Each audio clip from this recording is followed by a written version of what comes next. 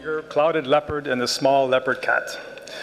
The committee deliberated over this property last year, noting particular concern over the expansion of an existing road going through the property, the construction of a dam on the property's boundary, encroachment from neighboring communities, cattle grazing within the property, and other management issues. In recent months, the World Heritage Center and IUCN received reports confirmed by the state party of a rapid increase in aggressive illegal logging activities, with a 33-year-old park warden shot and killed by illegal loggers on March 13th this year. The World Heritage Center's Rapid Response Facility approved an emergency grant to help park wardens better prepare for these new challenges in May this year. The 16th Conference of the Parties of the CITES Convention decided to include Siamese rosewood in its Appendix 2, thereby subjecting trade to strict regulations. It's hoped that this will help the State Party of Thailand and other states parties involved in successfully curbed the trade in and illegal logging of Siamese rosewood. Since the State of Conservation report was dispatched to the committee, the State Party has informed the World Heritage Center of measures to ensure that the Huai Samong Dam reservoir would be under management of the park authorities, responding to concerns expressed in the State of Conservation report. Given the numerous serious conservation issues raised by the committee in previous decisions, and given that the State Party has not yet adequately addressed several of these, as indicated in the State of Conservation report, the World Heritage Center and IUCN recommend that a reactive monitoring mission be invited to the property and that a report be made on the results of that mission at the 2014 committee meeting. Mr. Chairman, the IUCN would like to add a few further comments. Thank you. With your permission, Mr. Chair. IUCN would like to just augment the comments, the introductory comments and remarks by the Centre. A reactive monitoring mission visited the property in 2012 to assess the threats noted by the World Heritage Centre. The 2012 mission made specific recommendations to the State Party to help address these threats, particularly the road expansion, encroachment, illegal grazing and mitigating the impacts from the Huai Samong Dam. The mission recommended a time frame of 2 years for the implementation of its recommendations, and IUCN recalls that at its 36th session the committee requested consideration of another mission in the event that the State Party could not demonstrate sufficient progress. New information submitted by the State Party on the 5th and 12th of June, together with updated advice from the State Party at this committee session, is encouraging. However, more detailed information is needed to clarify progress. Therefore, IUCN recommends that the committee requests the State Party to invite an IUCN reactive monitoring mission to the property to assess the progress achieved with the implementation of both the requests of the committee and the recommendations of the previous mission. The mission will provide an opportunity for IUCN to work further with the State Party on the various conservation issues affecting the site and to make an informed recommendation concerning the property's inscription on the list of World Heritage in danger. Thank you, Chair. Thank you. Now I invite the committee members to express their comments.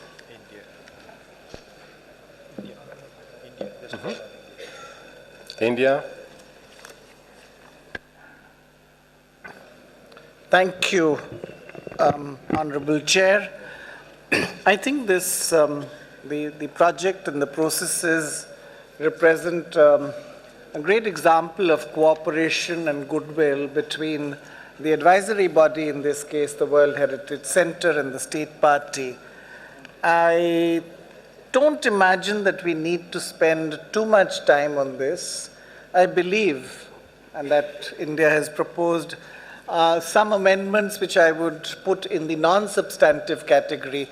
With your permission, Honorable Chair, I would like the amendments or the amended text to come on the screen and request the IUCN and, if necessary, the World Heritage Center to react. And if it is all right, I think we can move ahead and proceed.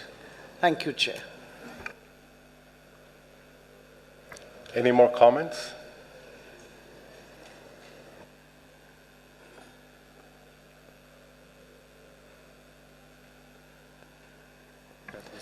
Can you put up the what the Ambassador of India requested, please.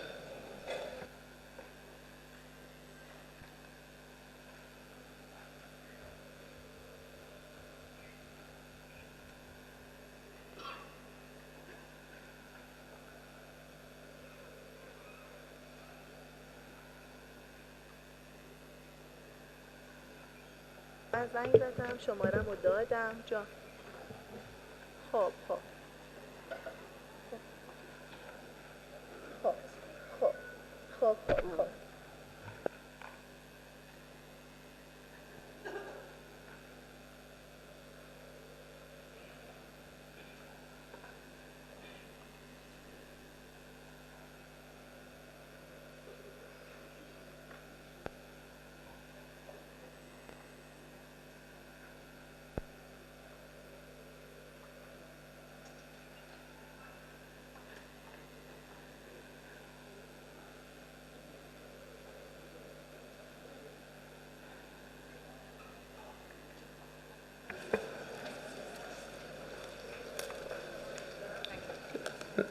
May I take a floor? Yes, please. Thank you. So we received an amendment from India with number 8. Please, can you go on the draft decision, paragraph 8?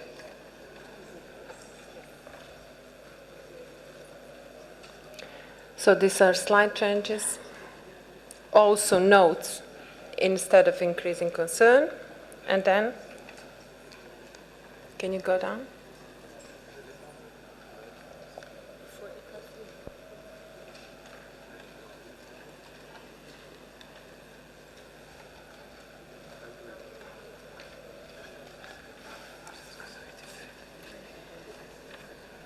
This is all.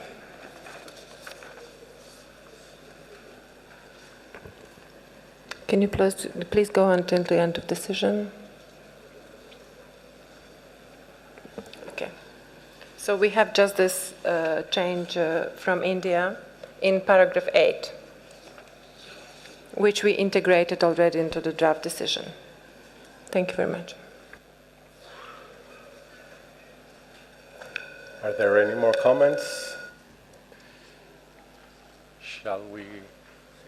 Shall we continue with the adoption?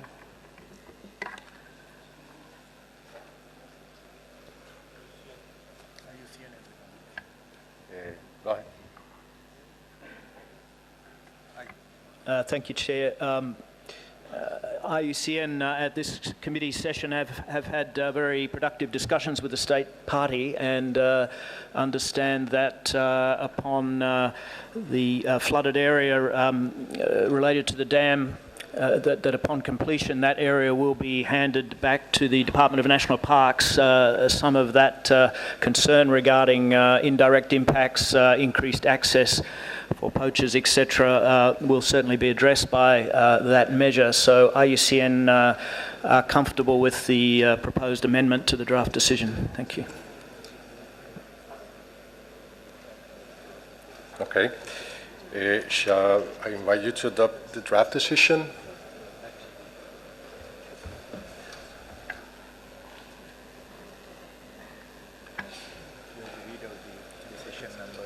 Where is it? So I declare decision 37 comes 7B15 to be adopted. There are no objections? Adopt.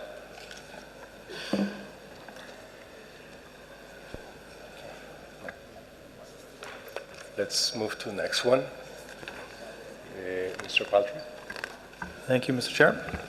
The next site is the site of Halong Bay in Vietnam. I had the pleasure of assisting an IUCN event at lunchtime where the IUCN projects in this property were highlighted. The World Heritage Center and IUCN note that the aesthetic values of the property are linked to the limestone islands rising from the sea and present a picturesque, unspoiled nature. These are central to the justification of the property's inscription under Criteria 7. They are concerned that these values are being undermined by excessive and uncontrolled tourism activities as well as by water pollution from nutrient loading and solid and organic waste emanating from coastal activities and from floating villages and agricultural activities within the property. Along with the continued pressure from population growth and tourism, these issues represent an ongoing risk to the property, requiring constant vigilance and a coordinated management response. The World Heritage Center and IUCN therefore recommend that the committee request the state party to invite an IUCN reactive monitoring mission to the property to assist the state party with the design of an action plan for the implementation of an integrated management approach. Such an action plan should be framed within the methodology of the Enhancing Our Heritage Toolkit developed by the Center and IUCN and inform the management effectiveness evaluation that the state party intends to undertake. Thank you, Mr. Chair. No comments? And I invite the committee members to express any comments.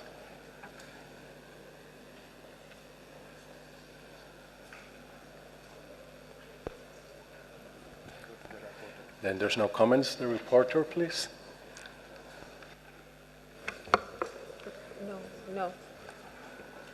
No, Mr. Chair, we didn't receive any comments or amendments. Thank you.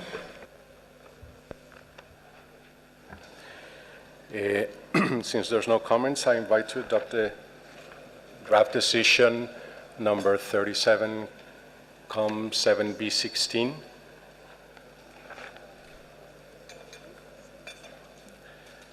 Decision adopted. Mr. Patrick? I now invite Mr. Patrick to read the list of the natural properties inscribed in the list of World Heritage in danger located in the Asia-Pacific region for adoption without discussion. Yes, the list of the properties for which we propose adoption without discussion in the Asia-Pacific region include Macquarie Island in Australia and 3 parallel rivers in China. Thank you.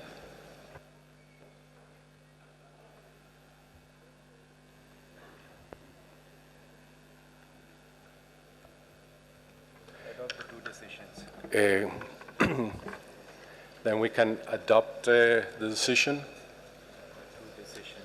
of 37-7B11 and 37-7B12. Adopted. Now we move to the next region.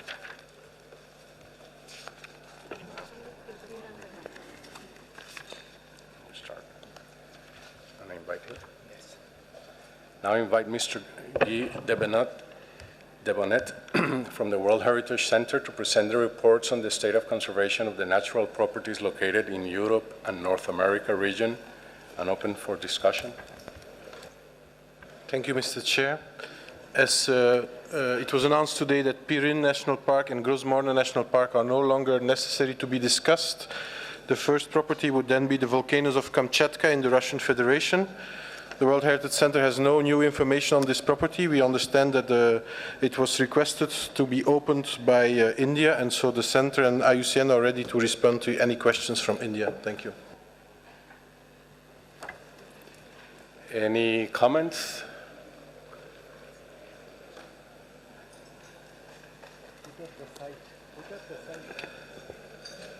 Chair, I think that it would be very helpful to have the resolution placed, and Yes. then we can take a view.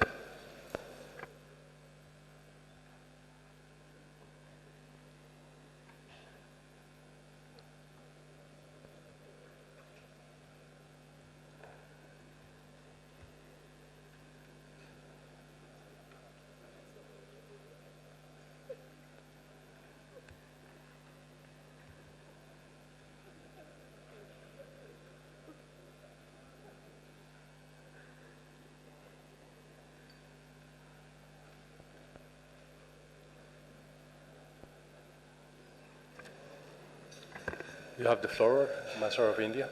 Thank you, Chair. We have noted that despite a committee decision taken 2, maybe 3 years ago that you would ordinarily give 2 years, possibly and preferably more, to state parties to respond to concerns, to state of conservation reports. In this case, we have, unfortunately, the position where the state party is being asked to respond within the remaining months of 2013. To us, that's a problem, because if you notice, the threats to the property are from adjacent areas. The threats are complex. This is a large area which is, let me say, difficult to access. And I'm not sure that we would get very much value from this by insisting on 2014. It goes against the spirit and the letter of the committee's own recommendations. It goes against the let me say, the threat perceptions, and it goes against the ability of the state party, which I understand they're willing to do, to respond to these issues. So may I suggest that the state party be requested to submit to the World Heritage Center by the date of February 2015. I'm not sure that we have enough time to do it right now. Thank you, Chair.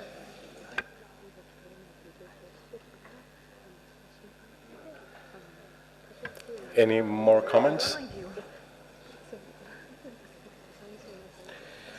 I see no more comments. I give you the floor to the Secretary and Advisory Board.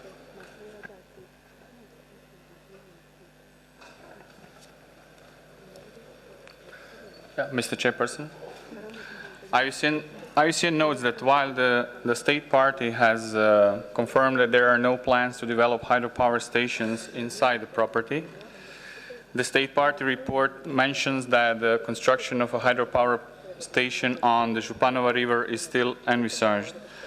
IUCN notes that this is a key wintering area for wild reindeer, which population is in decline, and therefore consider that the construction could have potential impact on the outstanding universal value of the property. IUCN therefore considers this issue should be followed up closely, and for this reason recommended that the committee request the state party submit the report for consideration at the next 38th session of the World Heritage Committee. Thank you. Any more comments? India? I think, Honorable Chair, I think we need the state party to respond, because my understanding is it's firstly outside of the area. Secondly, there could be potential areas even further. Thirdly, the decision is as yet an envisaged decision. It's not a decision that has been taken. So I think we need to understand from the state party precisely what is the position and what is it that is being addressed by them. Thank you. Russian Federation has any comments on it?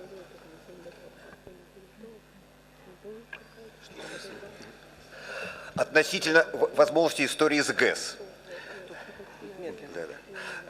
В границах объекта наследия на Камчатке гидростроительство не будет по определению. Что же касается идей, связанных со строительством гидроэлектростанции на Жупаново-реке, то при любых обстоятельствах с российской стороны будет мониторинг этого вопроса, будет проведена оценка возможных воздействий на природные комплексы, и материалы этой оценки, этого ОВОСа будут своевременно представлены в соответствующие структуры комитета.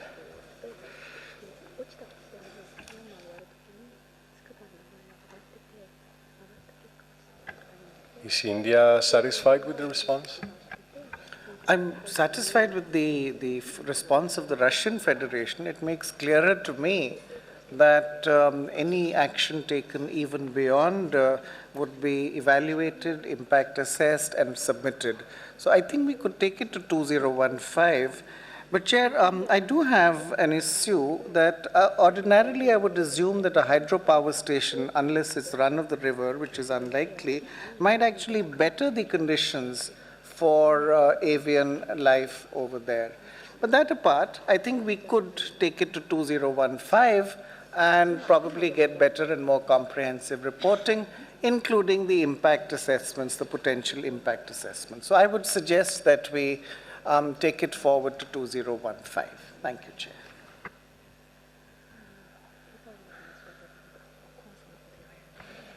With that amendment, can we adopt the decision?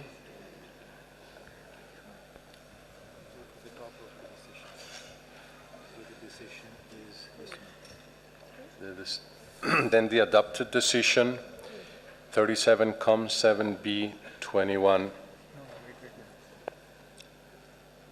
Yeah? 37-7B21.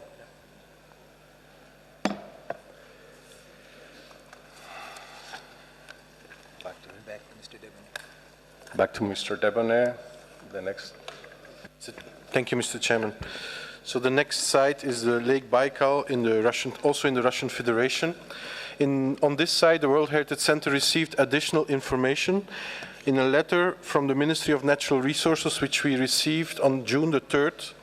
The State Party explains that as part of the economic modernization plan for the single industry town of Baikalsk and the Sludyanska district of the Irkutsk region, it is planned to close down the Baikal pulp and paper mill and rehabilitate and clean up the site, and to develop alternative industries in the district, in particular through the establishment of a tourism and recreation special zone.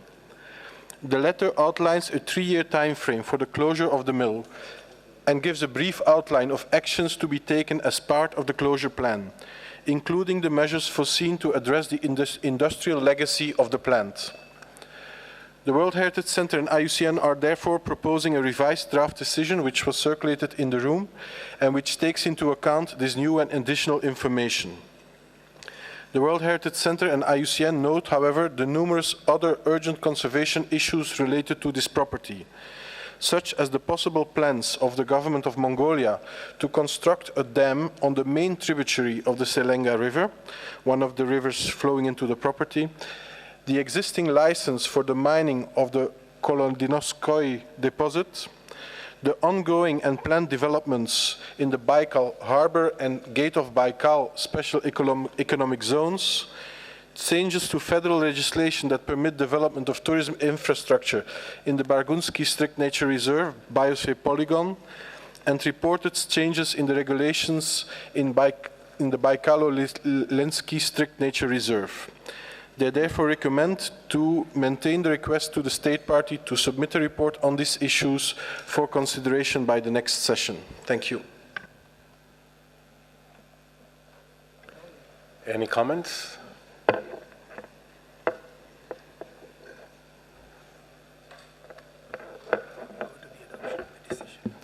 Then we go to the adoption of the decision 37-7B22 Ref. Adopt the decision. Mr. Debonair, next.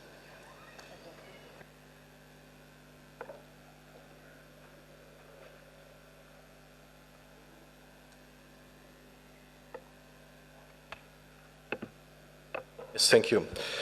The next site is the Western Caucasus in the Russian Federation. Also in this site, we received additional information which was included in the same letter we received on June the 3rd.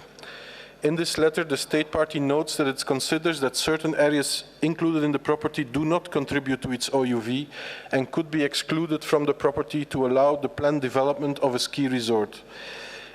It confirms its intention to submit a request for a significant boundary modification by 1st of February 2014. The World Heritage Center and IUCN reiterate that the boundary modification must be justified and based only on the property's OUV and its inherent characteristics, and that such modification cannot be justified based on compensating for an area taken out by adding other areas. They further point out that the impact on the OUV of the proposed changes needs to be demonstrated on the basis of reliable scientific data and assessments. They consider, therefore, that this issue needs to be followed up closely by the World Heritage Committee. They also recall that the mission noted several other urgent threats to the property, including the continuing expansion of the Biosphere Center with the development of infrastructure such as ski lifts, plans to develop a lift to access the Biosphere Center and to upgrade one of the existing roads to Babuk Ol or Lunyana Polyana. The State Party did not provide information on these issues in its report. Therefore, the World Heritage Center and IUCN recommend that the committee requests to the State Party to submit a report on these issues to the next session. Thank you. Any comments from the members of the committee?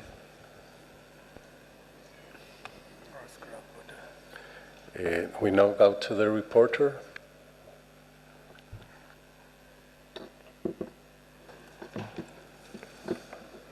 Thank you, Chair. We received from South Africa amendments. We integrated already in the draft decision, so we would like to put it on the screen, please.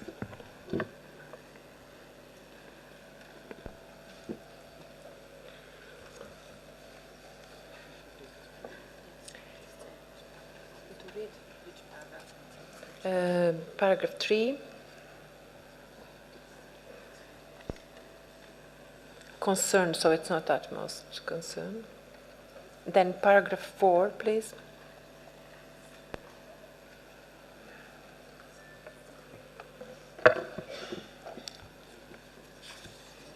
Paragraph.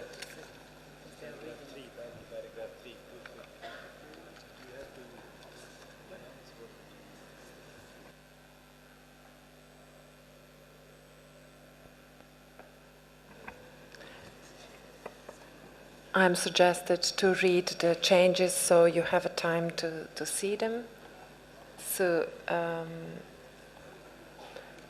paragraph 4, though the State Party reiterates its commitments not to develop permanent capital infrastructure projects within the property boundaries, World Heritage Committee considers that the installation of permanent capital tourism and skiing facilities on the Lagunaki Plateau, including Mount Fish and Oshten, would seriously affect the outstanding universal value of the property and would constitute a case for inscription of the property on the list of World Heritage in danger in line with paragraph 180 of the operational guidelines and its previous sessions.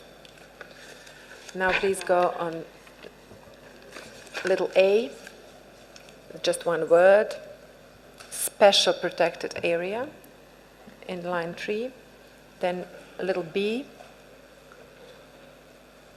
instead of ensure that no areas of high biodiversity and key to OUV of the property are included within the components of the biosphere polygon of the Caucasus Strict Nature Reserve, which might be used for construction of recreational infrastructure, and that no activities are permitted within the polygon which are contrary to the property's integrity. Number C, we don't have any amendments. Number D, it is deleted. New D. Ensure that the potential impact of any proposed permanent capital infrastructure upgrading inside the property on its OUV are carefully assessed, and that an environmental impact assessment is sent to the World Heritage Center for review by the advisory bodies before the decision is taken in accordance with paragraph 172 of the operational guidelines. Then little e. We don't have changes F, so the old F is changes into F. Little g, old H is changed into G.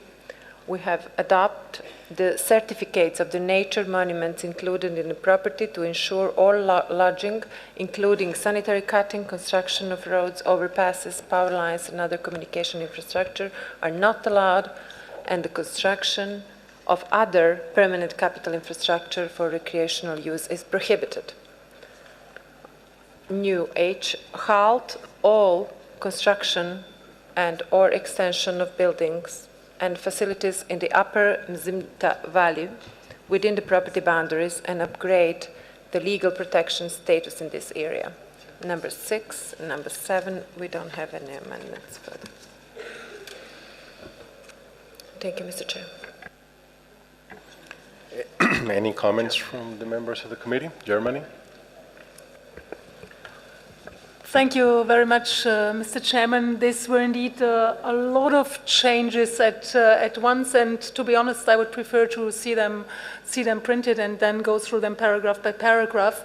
But I would have a number of questions to better understand the changes, and the first one relates to what is meant with permanent capital infrastructure. And we need to get a clarification on what is capital or what is not capital, and I assume that there might be infrastructure which is not permanent but still affects the impact, it has an impact on the OUV. So we need some clarification, maybe both from the State Party and from IUCN on this issue. And in one of the last paragraphs, there was an amendment which had some locality, some geographic relation to where in the boundary of some valley was added. Maybe you can go up. And we need clarification whether the center and IUCN with phrasing this sentence meant the whole valley, or is the whole valley in the property or not? So can we get some clarification on this? But we would have to go paragraph by paragraph because it's a lot of changes at all.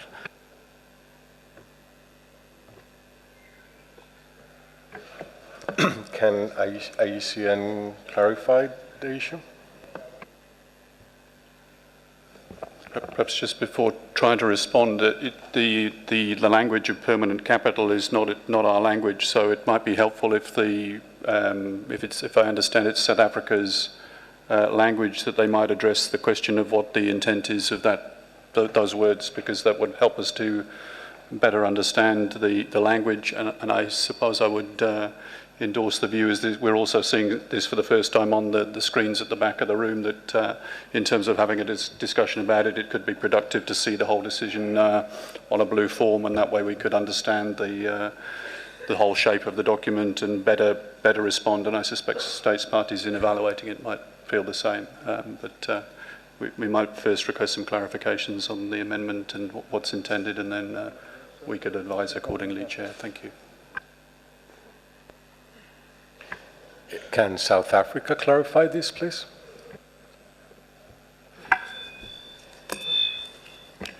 Thank you, Chair. Chair, our understanding is that there have been previous discussion around this issue as well. And in terms of the permanent capital infrastructure, we'd ask our Russian colleagues to clarify exactly what's meant in that instance. Our understanding is that it's infrastructure that would not be permanent, would not affect the OUV. Can our friends from Russia clarify the question?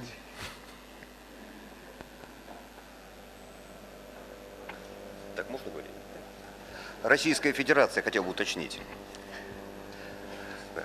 Объекты капитальной и некапитальной инфраструктуры – это понятия, существующие в российском законодательстве, и нам крайне важно, чтобы у нас было единое понимание. Что такое объекты капитальной инфраструктуры? Это большие здания и сооружения, на фундаменте поставленные, которые нельзя переместить с места на место. В реальной жизни это речь идет о больших зданиях, больших домах, инфраструктуре горнолыжного спорта, подъемники и так далее, линии электропередач, дороги, газопроводы. Это все объекты капитального строительства. Но у инфраструктуры туризма, конечно, могут быть объекты некапитального строительства, которые, наверное, можно найти на любых объектах наследия в мире, где идет познавательный туризм. Оборудованная и экскурсионная экологическая тропа, туалетная кабинка, скамейки, на которых могут присесть, отдохнуть путник. Это все тоже объекты инфраструктуры, но это не объекты капитального строительства. И, конечно, не они оказывают существенное влияние, даже не существенное на объект наследия, а, конечно, угрозу реальную создают капитальное строительство, дороги, крупные здания, горнолыжная инфраструктура и так далее.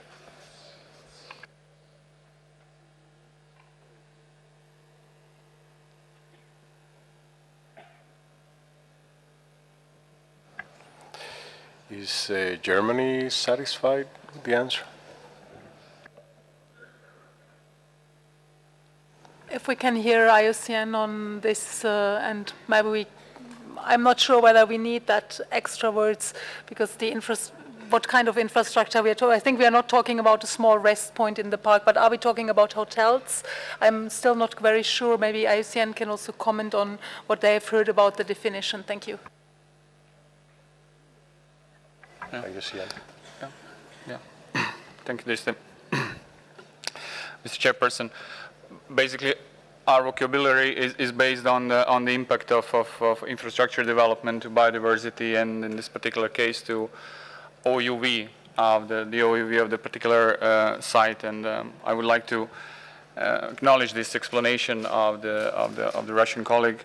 And I do understand that there are there's particular explanation in the Russian law on what does it mean. But from an IUCN point of view, for us would be the most important thing is to see what kind of impact that infrastructure development could have, and then we can determine whether or not basically it is appropriate or inappropriate. As explained, it may look like it will not have that huge impact. Still, we would like to see basically a kind of project development, case by case, what kind of impact it can have. Thank you. India. Thank you, Chairperson. In our country, we understand pretty well and clearly what is meant by capital, and it's really a function of capital and revenue, meaning capital is expenditure. These are budgetary, accounting, legislative classifications. I think they are important for the countries where the legislation makes these categorizations. I don't think this is necessarily a question of the type of infrastructure. So to me, that is something internal to the Russian Federation. The second part of it, and I think we should keep this in mind when we deal with countries like Russia, is just the sheer scale and size. I mean, even for a country like India, for us it is difficult to fathom, difficult to imagine the kind of scale that you're talking about. You're talking about the Western Caucasus, which is a very large area. Now, inevitably, these are not going to be large open-air museums. We have this problem in the cultural sector where, of course, from time to time we try and make these kind of museum collections, but actually, and UNESCO has been a pioneer in this, in developing biosphere reserves, in ensuring that people, including the people who live there, have access to facilities, to infrastructure, and are not denied the fruits of development and living. So to me, I mean, if I bring that together, I mean, of course there are uncertainties, and I'll come to that. The proposed capital infrastructure is a legislative, accounting, budgetary definition. And I think we should respect the country on that. Different countries have different nomenclatures, different terminologies. That is not an issue. Now, the issue which is in there is really of the kind of impact of any kind of infrastructure, especially on the OUV. The limitation, and that's the last point, which is within the property boundaries. Of course, it is within the property boundaries. In fact, something like a property of this scale and size, to go outside the property would be something that would be exceptional, would be something that we would take on at with a great deal of thought and cogitation. Now, so therefore, I would suggest that we accept the state party's commitment, which it is making, not to develop permanent capital infrastructure projects within the property boundaries. I mean, that's really what the Russian Federation is saying. Secondly, the biosphere polygon of the Caucasus which may be used for recreational infrastructure. My understanding of the use of biosphere, and it is really Germany which has probably taken this much further as a concept. I mean, to me, the Brandenburg Biosphere Reserve and others are models of what can be done, and I think we should look at those, and I think we should accept it if there is another country, especially a country as large as Russia, which is taking on similar concepts. Now, I'm sorry, did I hear music? I did. So let me stop that, and it's almost Indian, the music. It is, I noticed.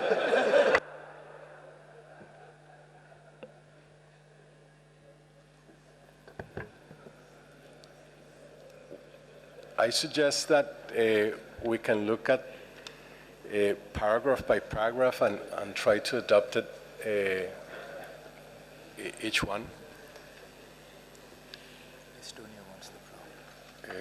Oh, I'm sorry, didn't look to my left. Estonia wants the floor first. Thank you for the floor. We would just like to remind that the original decision to inscribe this property to the World Heritage List was largely based on its undisturbed character and inaccessibility.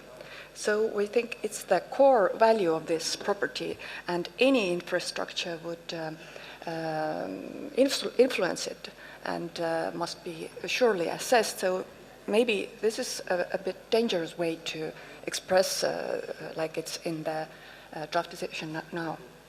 Thank you. Switzerland. Merci, Monsieur le Président. On aimerait, comme l'a demandé déjà l'Allemagne, d'avoir la décision par écrit pour pouvoir lire plus facilement tous les amendements qui sont nombreux et pouvoir en discuter. Merci.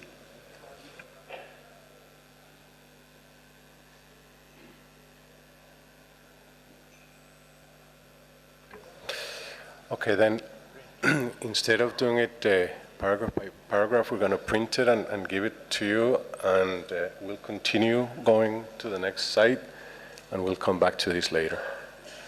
So, Mr. Devanel, let's continue to the next one, please. Thank you.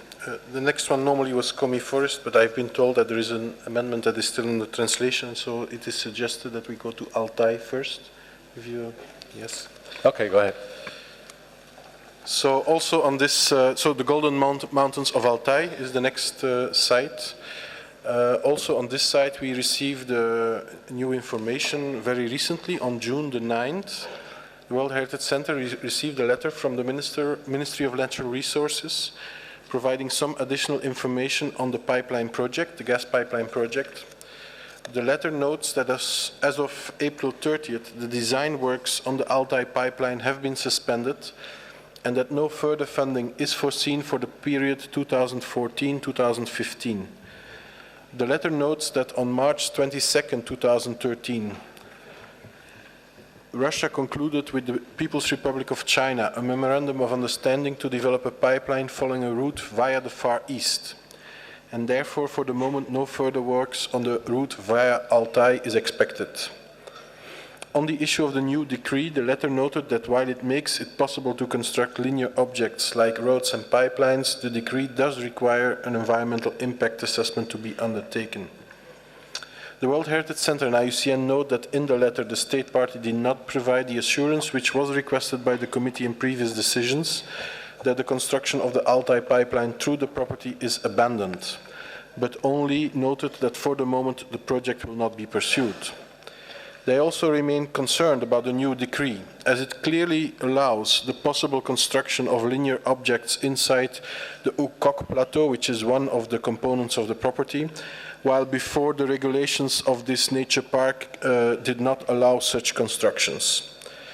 Given the information received by the World Heritage Center and IUCN, we are proposing a revised draft decision which was distributed in the room, and which recommends that the state party provides more information on the state of conservation of this site in 2015, as clearly with the fact that the works have been suspended for 2014, 2015, there is no urgency in requesting a report for 2014 as we had originally proposed. Thank you.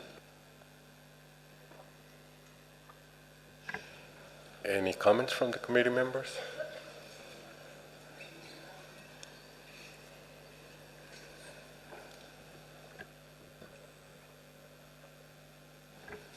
France? Merci, Monsieur le Président. Il serait peut-être utile d'avoir quelques précisions complémentaires de la part de la Fédération de Russie. Merci. The Russian Federation, please. Хотелось бы пояснить в первую очередь по вопросу того решения, которое вы ссылаетесь, которое якобы дает возможность, разрешает строительство через территорию природного парка зона покоя Укок. Действительно, правительство Республики Алтай, то есть это региональный орган власти, в чьем ведении и управлении находится этот природный парк, действительно приняло решение, внеся изменения в порядок управления территорией, предусмотрев возможность прокладки газопровода через эту территорию. Но дело в том, что это решение юридически ничтожно. Оно принято вопреки требованиям федерального закона. Федеральный закон в этом плане гласит, что изменение режима природных парков регионального значения, любых природных парков регионального значения, может быть региональными властями сделано исключительно по согласованию с соответствующим федеральным органом власти. Этим федеральным органом власти в России является Министерство природных ресурсов и экологии. Правительство Республики Алтай, принимая это решение, нарушило два момента. Во-первых, они сначала приняли решение, а во-вторых, потом направили материал на согласование. Второе. Министерство официально отказало им в согласовании этого документа. Документ таким образом был принят с нарушением федерального закона, значит, в соответствии с законами России он юридически ничтожен. Его даже не имеет смысла ни изменять, ни опротестовывать, он не имеет силы, он не может применяться, и правоохранительные органы, прокуратура не позволит ему применяться.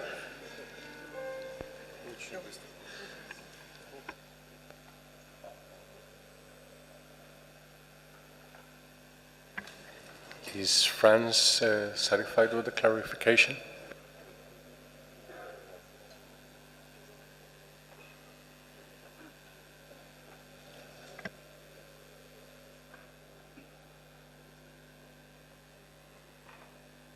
Any other comments? We go to the reporter for the decision.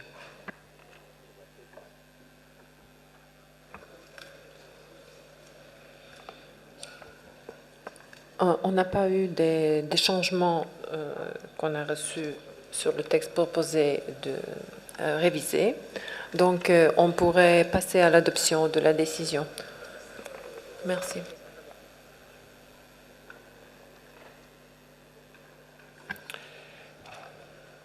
We're going to adopt then decision 37 COM 7B25 REF. We adopt the decision. Mr. Devanek. So I don't know if I can go back to Comité then.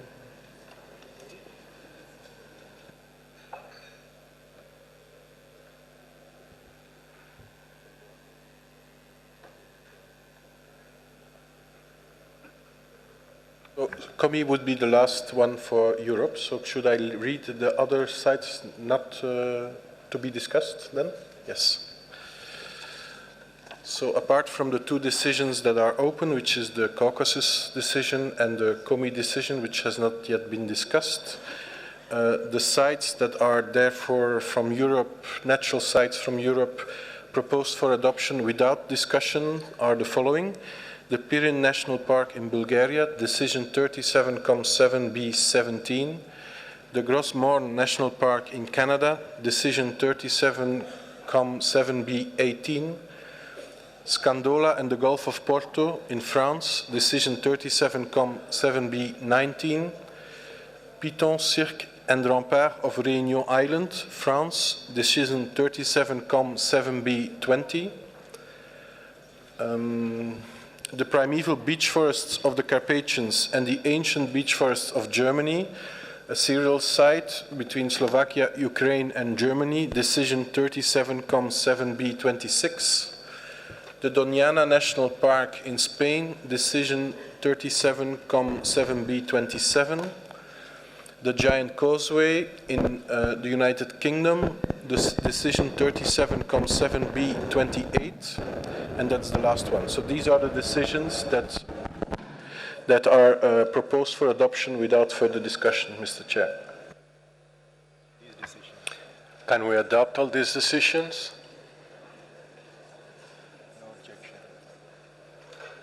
Then we adopt those decisions on the list. Thank you.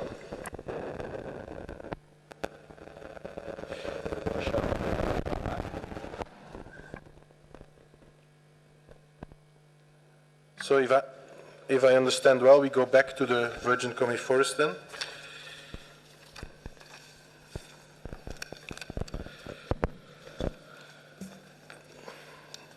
So Virgin Commiforests also in the Russian Federation.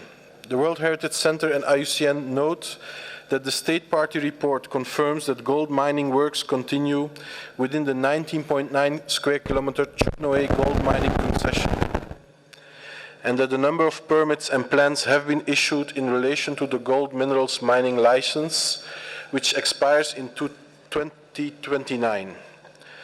They reiterate that maps submitted with the nomination clearly show that the location of the gold mine is well within the boundaries of the property as inscribed on the World Heritage List in 1995. In a letter received on June the 3rd, the State Party notes that it is preparing a proposal for a significant boundary modification to propose to exclude the area where the gold mine is operating from the property and to add other areas valuable for conservation. And it also reports that it intends to submit this proposal for a boundary modification by the 1st of February 2014. The World Heritage Center and IUCN reiterate their position that the ongoing mining in the property and the removal of the legal protection status of part of its territory constitute an ascertained danger to the property's outstanding universal value, in line with paragraph 180 of the operational guidelines, and therefore reiterate their recommendation that the site be inscribed on the list of World Heritage in danger.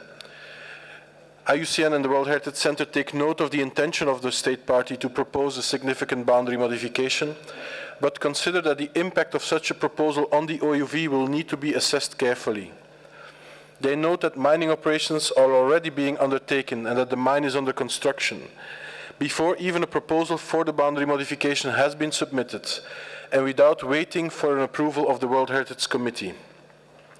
They recommend that the committee reiterates its request to the State Party to halt the work on the gold mine within the property and revoke the mining license and reverse the unilateral boundary modification which was made to the Yugitva National Park, pending a further decision of the World Heritage Committee on a boundary modification proposal which they intend to submit. The draft decision 37,7B24 is in document 7B on page 54 of the English and page 58 of the French version, and IUCN has for the moment no further comment on this. Any comments from the committee? India? Thank you, Chair. I'm just trying to get some facts together. This property is a very large property. It's a very large site. I mean, could I ask the State Party, how large is large? I mean, how large is this? Are we talking of millions of square kilometers? And if we are, the gold mining is 19.9 square kilometers. So that's my first request for clarification, because I don't understand. I mean, secondly, is it feasible to stop this? I understand that the boundary modification is really to take away this gold mining. And if that is the case, then why are we proposing all kinds of actions now? Because the boundary modification, I presume, would take care of the issues that are before us. So I'm a little confused, and maybe we could ask the state party to confirm or not confirm or clarify this. Germany has some comments. Thank you, Mr. Chair, and thank you for ASEAN and the World Heritage Center for that presentation. If I understand correctly, what has been presented to us is that this gold mine, which is not a plan but being constructed at the moment, is within the property, not somewhere at the outmost edge, but somewhere within the property, and that it is maybe not operating, but it's being built. I see some nodding there, okay. This is for me, and we have been discussing this case in earlier years, a clear threat, it's a clear problem. The mine is under construction, and if I look into the operational guidelines, a boundary modification is to enhance OUV of the property. It's not to take out the threats. So when considering a boundary modification, it should be for the best of the property and for enhancing the OUV. And here I see, and it's not the sole reason we take out whatever might cause a problem. This is not the way we are thinking about OUV, and I think you framed it in a good way, and it's framed very well within the decision what is the aim of a boundary modification. And as a committee member, we would like to see that be respected for each and every boundary modification which has been brought forward. Thank you.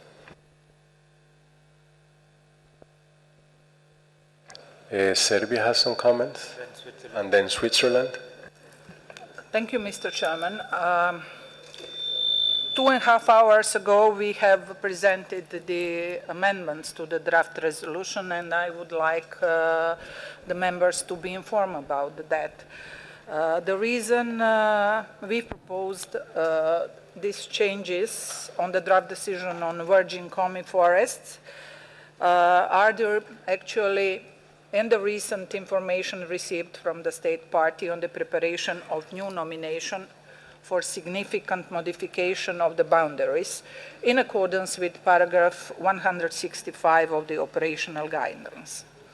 According to the Russian Federation, the error was made in 1995 in the description of the boundaries of the property virgin Commie forests when small gold deposit areas were included into the Yugudva National Park.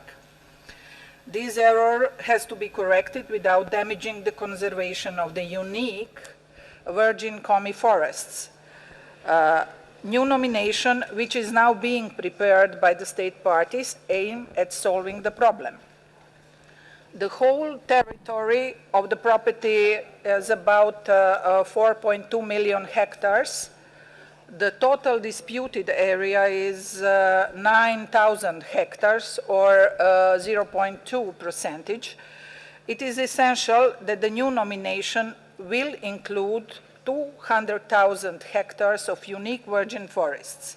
Also, it will allow state parties to include other areas in World Heritage property with significant surface in order to mitigate the gold mining activities. According to the Russian Federation, the preparation of new nomination is in the final stage.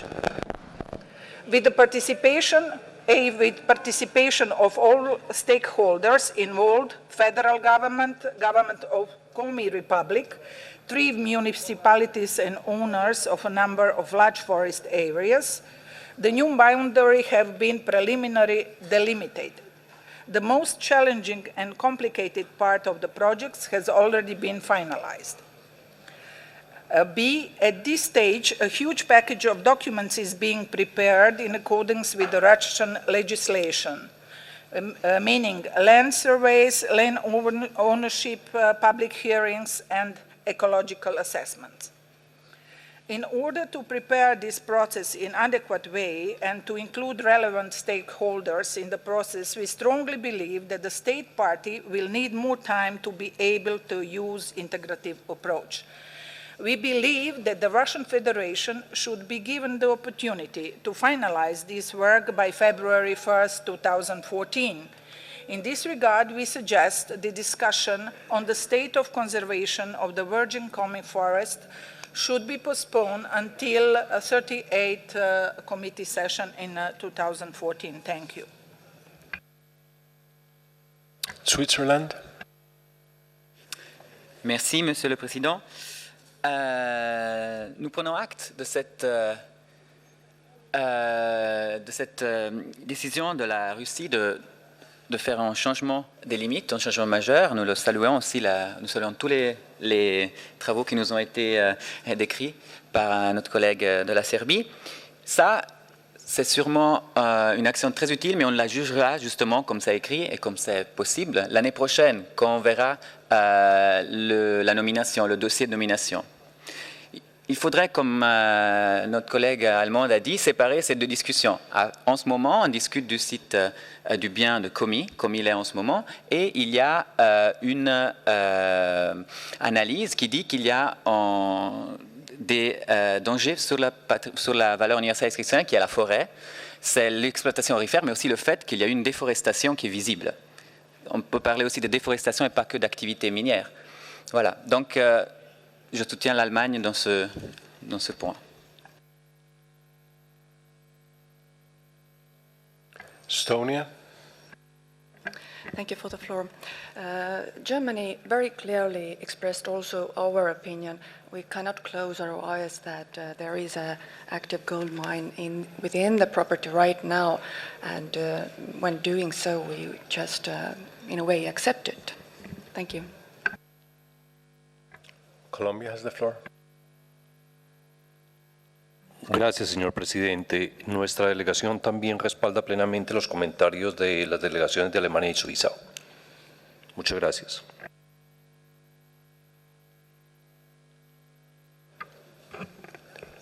India.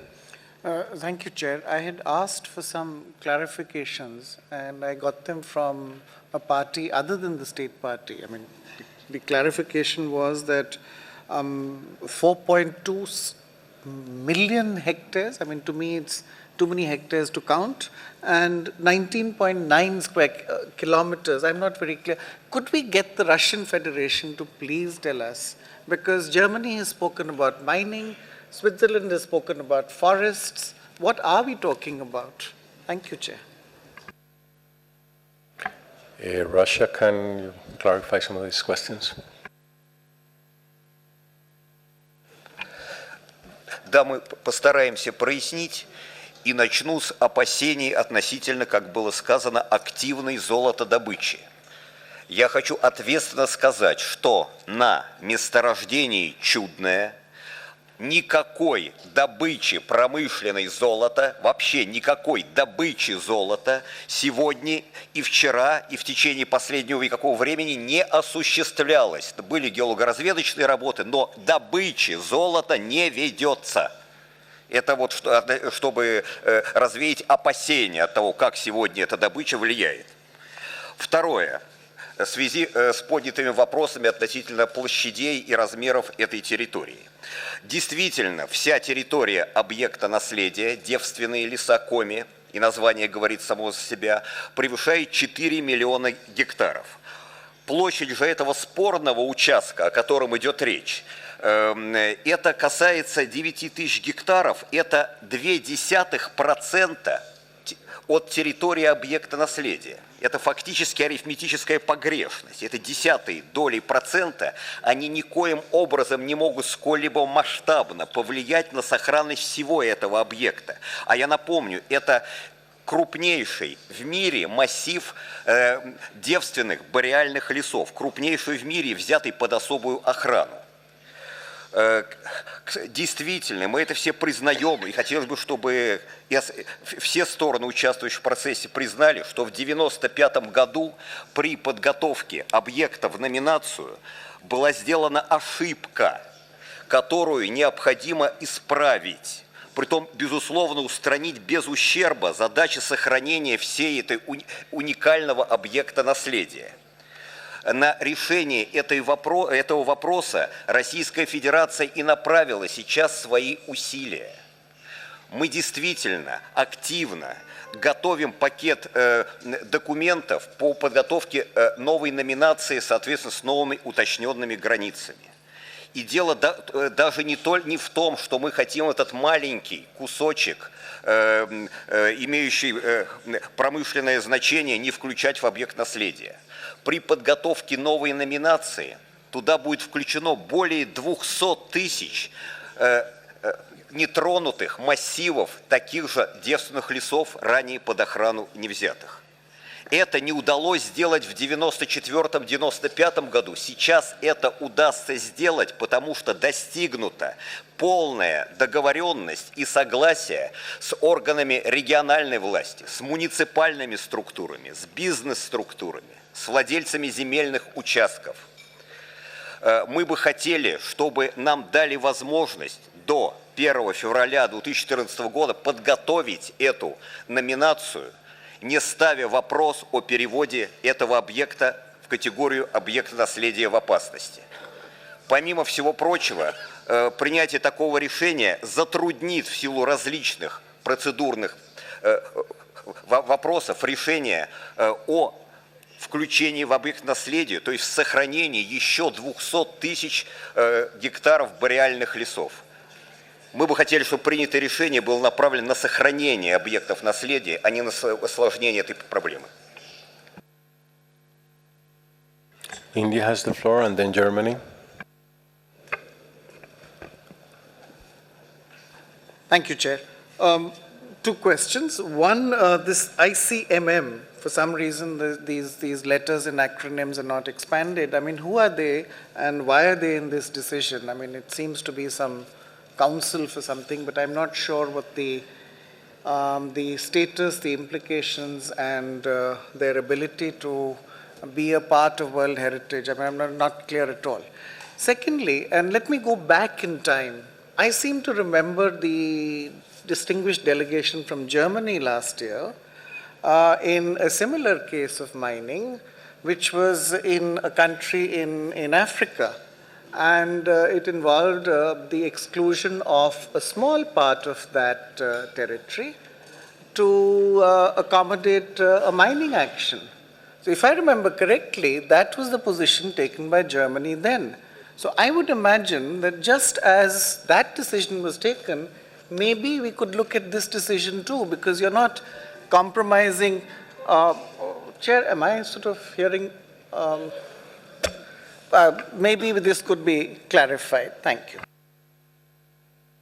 Germany. Thank you, Mr. Chairman. First of all, of course, Germany values whatever protection of primeval or virgin forests in the world is going on. This is for sure our highest conservation priority and should be in each and every country. But what we are discussing here is the present state of conservation of a site as it stands now. The Swiss colleague has referred to that.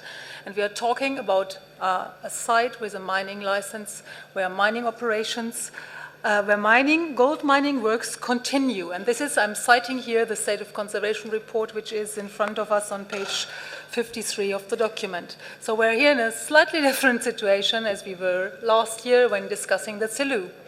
And the Selous situation, we were discussing it in the procedure of a boundary modification, which we are not discussing here. So we are in two very different situations at this moment. Here I just want to point out this very precisely. I would also at some moment maybe then seek clarification from the center where these gold mining deposits are located. Is it somewhere at the outmost edge of the property or somewhere really inside? This is also very important to be discussed here. And again, with reference to the Selous case from last year, there had been studies which had been revealed that the impact of the mine on the property was expected to be minor, and that certain mitigation measures could be implemented. And this had all been integrated in the discussion and decision we have been taken last year. And we are really in a different situation here. And the decision on a possible boundary modification, I assume, will only be taken in 2015, because when the boundary modification in terms of a new nomination is handed in, it will be evaluated in 2014 and be discussed in 2015, if I'm not mistaken. Thank you. South Africa has the floor. Thank you, Chair. From just what I've heard from Serbia explaining the size of this site, to me it appears that this site is even bigger than some countries. And if you had to imagine that the whole country would be a conservation site, the state party agrees, admits the mistakes it has done in this huge area, and it's only requiring a small portion in order to rectify and make sure that it doesn't flout the rules of conservation. For me, just looking at the sizes and the magnitude, I think the state party needs to be supported in order to be able to comply with all the rules by adjusting the mistake it did in inscribing the site in the first place. Thank you. IUCN has any comments? Thank you, Chair. There was one I'm sorry, I didn't see Senegal first, sorry. So let's go to Senegal and then we'll go back to IUCN. Merci, Monsieur le Président. Nous avons suivi avec attention les explications de l'État partie et rapporté à l'immensité du site. Nous pensons qu'il faut essayer de trouver une solution de compromis satisfaisante. Je pense que si on donne à l'État partie le temps, il pourra d'ici 2015 nous proposer des modifications mineures qui contribueront à préserver la VUE et à conserver le site sur la liste du patrimoine normal. Merci.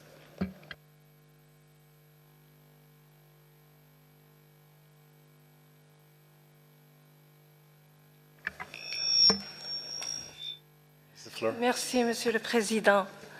Nous avons écouté avec beaucoup d'attention les déclarations qui ont été faites et notamment les explications de l'État partie.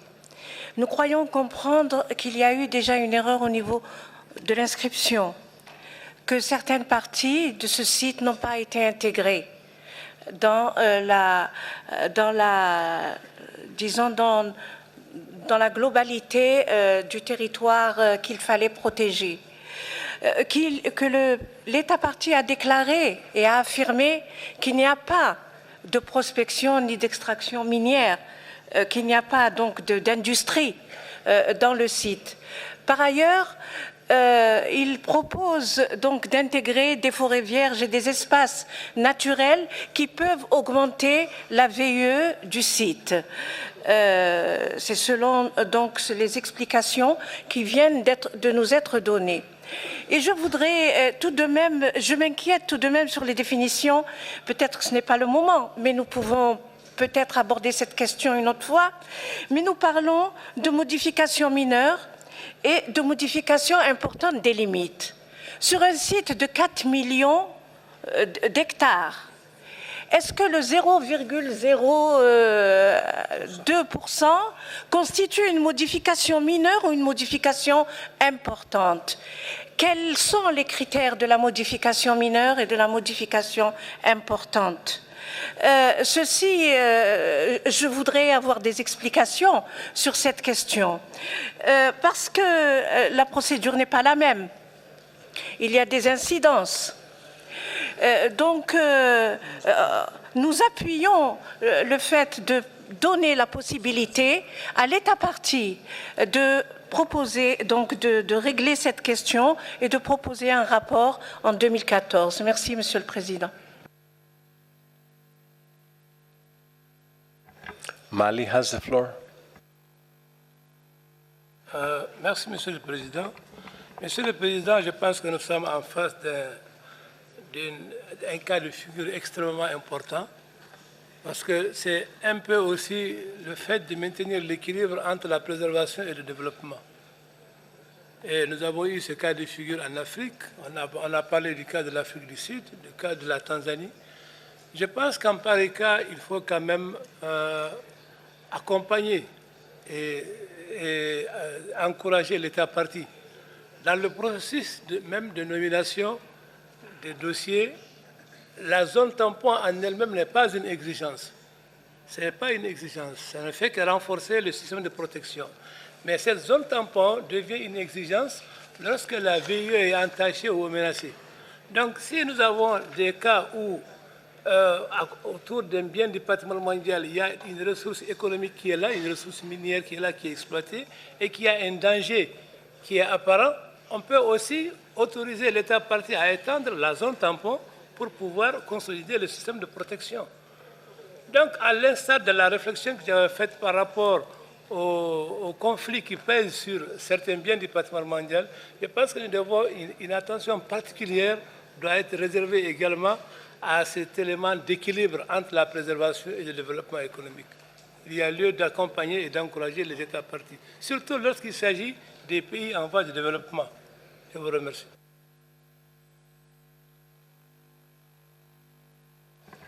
Now, IUCN, please.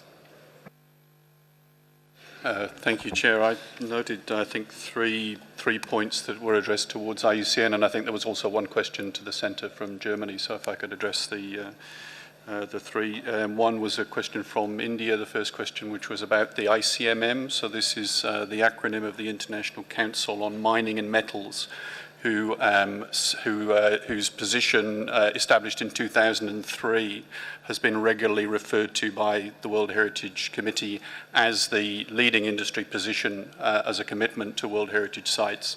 And the language that's in the decision is one which the committee has adopted on a regular basis since that time. It's perhaps interesting, I was just looking it up here, it'll be 10 years since that historic commitment was made, so I think it's quite familiar as a principle, and it's actually one of the leading private sector commitments that's been made to World Heritage.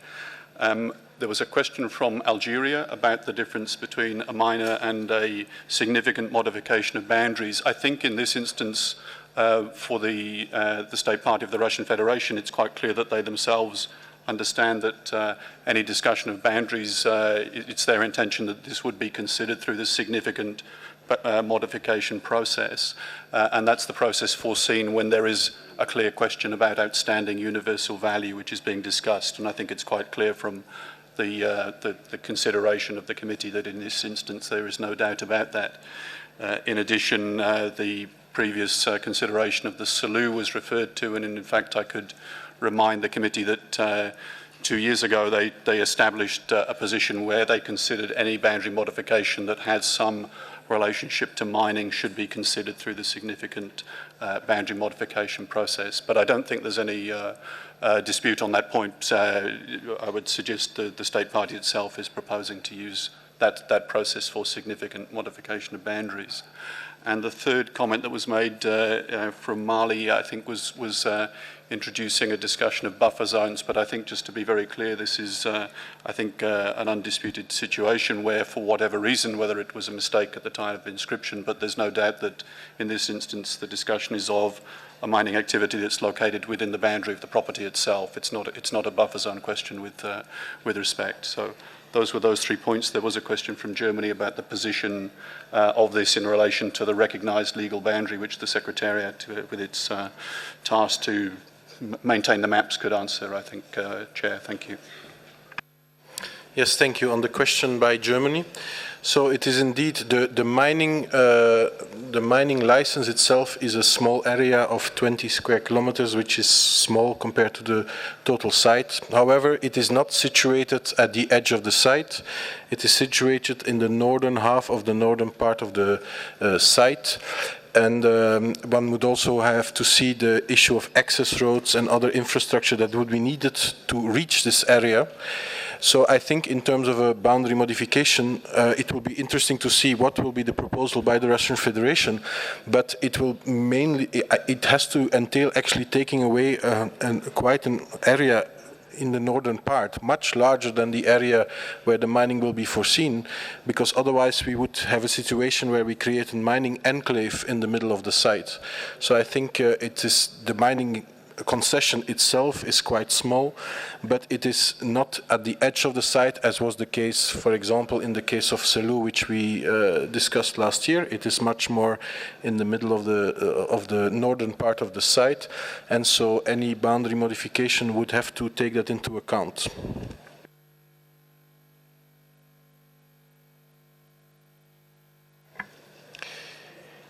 In order to go forward, I was thinking, if the committee agrees, that we can print this draft decision and circulate it, go back to the Western Caucasus, and then come back later to the discussion. Does the committee agree, or anybody has a better way to proceed?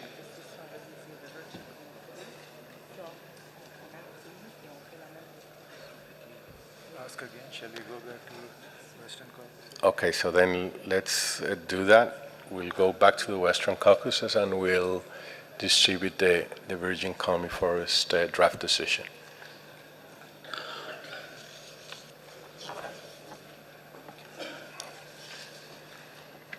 So shall we proceed with the Western Caucasus, please? The reporter, can you please go ahead with it?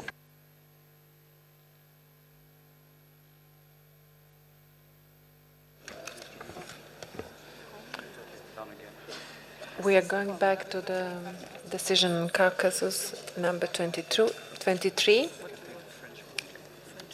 Can we have it as well on the screen, please?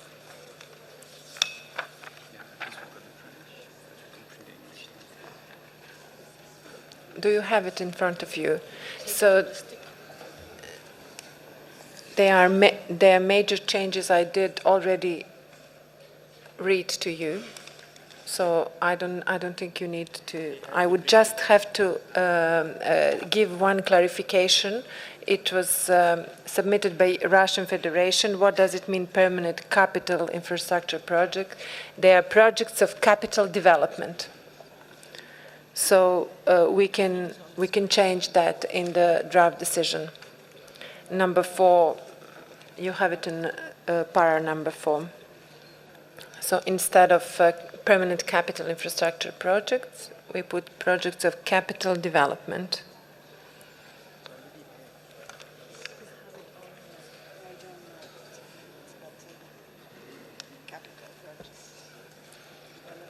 Germany has the floor. Having heard in the previous discussion on that notion of permanent capital infrastructure, and as it was pointed clearly out by the Indian ambassador and by the Russian Federation, this is something which has to do, it's a more legal term, it's an accounting term. What counts here is impact on OUV, so I don't think that we should use a term which has a reference to accounting or to another legal basis, but that we should stick to the original text here in all the cases where that permanent capital was introduced, because what we are talking about is avoiding that infrastructure has an effect of OUV, whatever type of infrastructure that might be. Thank you.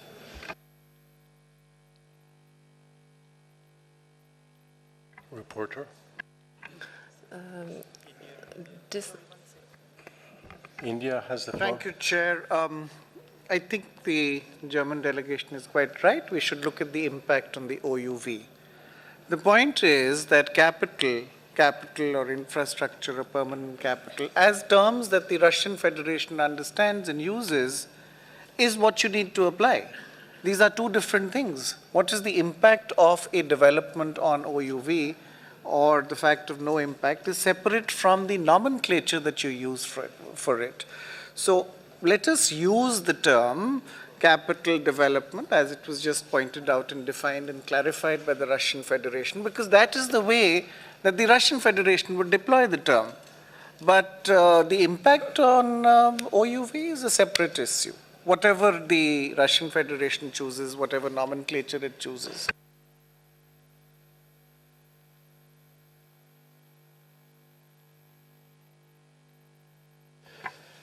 The reporter has the floor. No, at this point I don't have anything to say.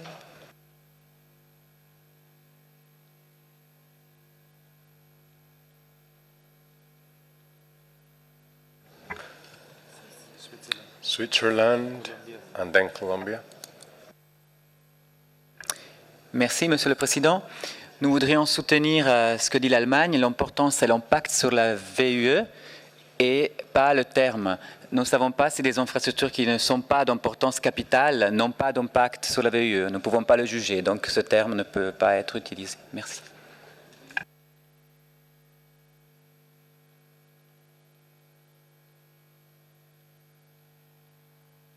Colombia has the floor.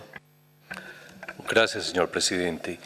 En nuestra opinión hay una, digamos, una confusión respecto al uso del término capital. De hecho, en la versión inglesa y en la versión francesa hay dos acepciones distintas de la palabra, que existe lo mismo en la lengua castellana. Creeríamos que esa categoría que pertenece a la Federación Rusa como tal debería ser explicada en un lenguaje más universal para todos los miembros del Comité y para todos los Estados parte. Gracias.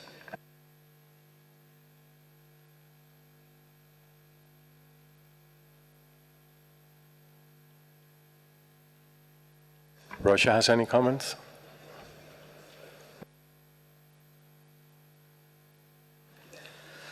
Я хотел бы отметить следующее. Ну, во-первых, наверняка все в целом понимают, о чем идет речь, что вызывает опасения в части Западного Кавказа. Конечно, все понимают, что это речь идет не о туалетных кабинках, не о отдельных экскурсионных тропах. Речь идет о более серьезной инфраструктуре. Но нам придется работать с теми правовыми решениями, которые принимаются и будут трактоваться, в том числе в соответствии с российским законодательством. Мы не хотим, чтобы начали возникать вопросы, что мы должны представлять материалы ОВОС, оценки воздействия на окружающую среду, это специальные подготовленные по определенной методике материалы, на каждый ничтожный объект вроде туалетной кабины или экологической тропы. Мы хотим, чтобы ситуация не доводилась до абсурда в дальнейшем, а такие ситуации возможны. Поэтому мы хотим использовать термин «капитальное строительство». Подчеркиваю, что все то, что реально и справедливо вызывает опасения у экспертов ЮНЕСКО, дороги, горнолыжные инфраструктуры, гостиницы, это капитальное строение. Мы просто не хотим, чтобы по принятому решению была дальнейшем трактовка, которая приведет к определенной демагогии и использованию бюрократических процедур ненужных и так далее. Мы хотим, чтобы было решение понятное, простое и действительно влияло, связанное с возможным негативным влиянием на уникальную природу Кавказа. Это, конечно, капитальные строения, это горные лыжные структуры, гостиницы, дороги, линии электропередач, и об этом мы и говорим. Мы хотим, чтобы мы все правильно понимали друг друга и не было возможности иного трактования, всего лишь.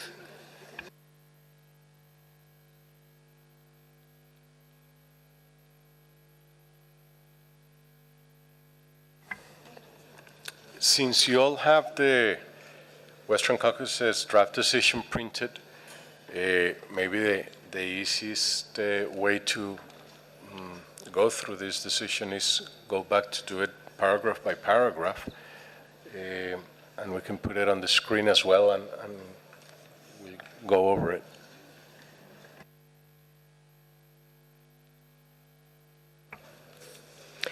Thank you, Chair. I'm sorry, I have to apologize. We have a technical problem, so right now we cannot put it on the screen, although you have it in front of you. It's coming. Good. Thank you. It's fixed.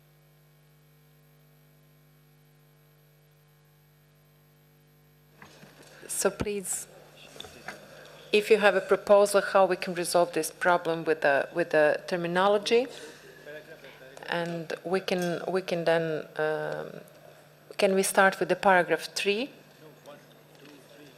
Okay. Paragraph 1 is the same as it was proposed by the Secretariat. I suppose you don't have a comment. Paragraph 2 as well. Paragraph 3. We're going to have to go one by one and adopt one by one. So I guess 1 and 2, we go for adoption. Adopt. Then number 3. Number 3 is adopted. Number 4.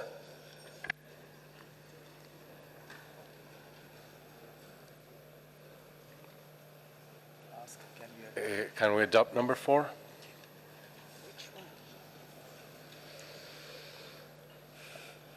Adopted. Number 5.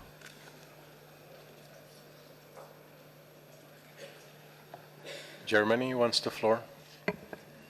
We would clearly appreciate a different wording on that permanent capital infrastructure. Unfortunately, I'm sort of lost here. English is not my mother tongue. I have very little idea on what could we add instead of permanent capital infrastructure. I understand the explanation on that it includes hotels and so on, but where is the limit? Is there a size limit? Is there a limit in terms of money? What falls under this definition? This is all what we are sort of implying in that word. So I would like to see another wording here, but maybe somebody can help out. Somebody in the committee, our fellow committee members, having a good solution. Thanks. Our legal advisor has some comments. Thank you, Mr. President. When the two texts came up, the English text that said capital infrastructure projects was different from the French, which said installation d'équipements touristiques d'importance capitale. So I consulted with the Russian Federation because there was an inconsistency, and I asked them what was their term under their legislation that would fit in better with this decision, and they proposed projects of capital development as fitting in best with what is consistent with their legislation. If the committee has no problem and the Russian Federation is happy after this discussion, as I understand it, it's a term under Russian legislation. Thank you, Mr. President.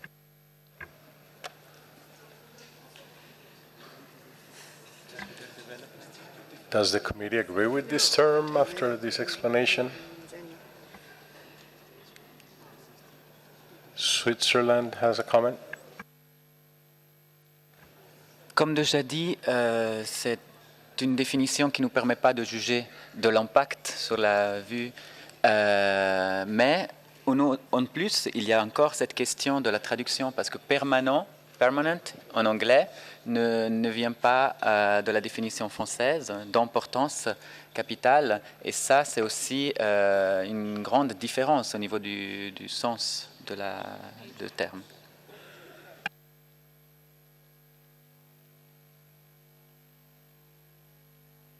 India has a comment. Yes, thank you, Chair. Since we don't seem to be progressing, why don't we just put it in brackets and keep moving on till we get to more substance? There's something that the Russian Federation understands. There's something, the same thing, which nobody else understands. So let's keep it in square brackets and go ahead and come back to it later.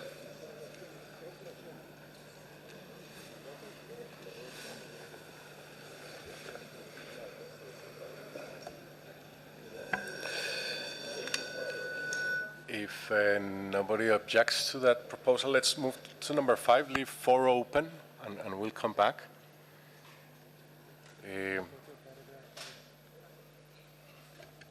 Number 5. Look at the 5. The first part, the introduction. The introduction.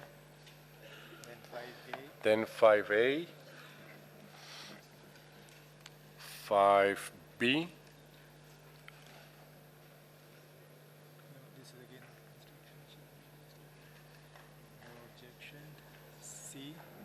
C,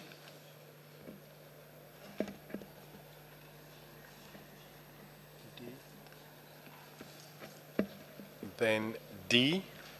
It has the same terminology, so you need this in square brackets. Ask them. Yeah, D will do as this, the same as number 4. We'll read in brackets for now. E,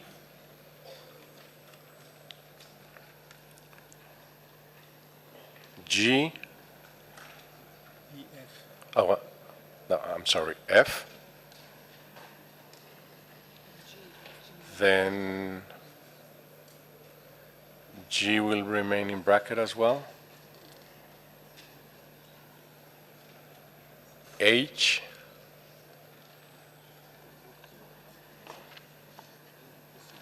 six,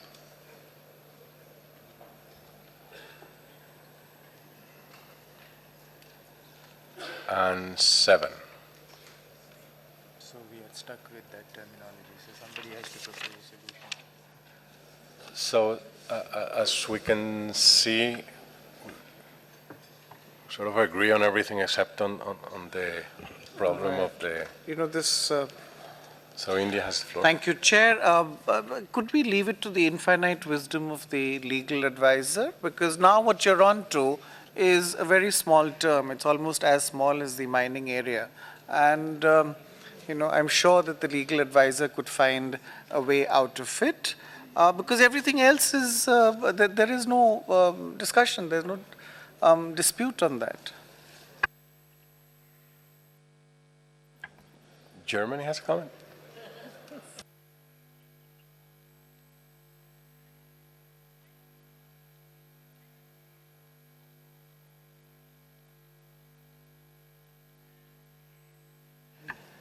I think it's not purely a question of the legal advisor. It's the question of if we put that paragraph, let's take the first paragraph in sort of normal words, it means that committee considers that the installation of some kind of infrastructure on the Lagonaki would seriously affect. And if we take a certain definition here, we just restrict that sentence to what is included in that certain definition. And this is exactly what we would like to avoid. We would include whatever, as it is put here, tourism and skiing infrastructure facilities that would affect it. And it's about the impact, as the Swiss colleague has said before, and not so much about what is included in a legal term or not. I don't know if this could be understood by the fellow committee members.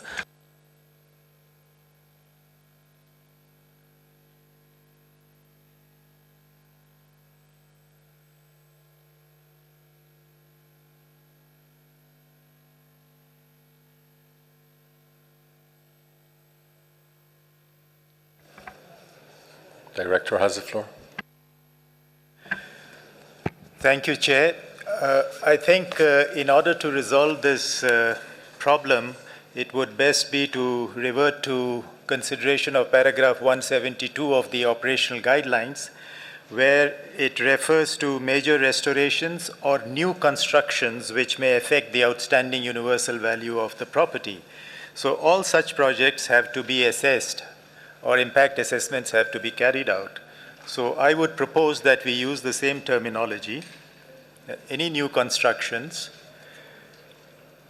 that would seriously affect the outstanding universal value of the property, we could just use this general term of any new constructions if the committee members consider it appropriate, as it is taken from paragraph 172 of the operational guidelines. Thank you, Mr. Chair.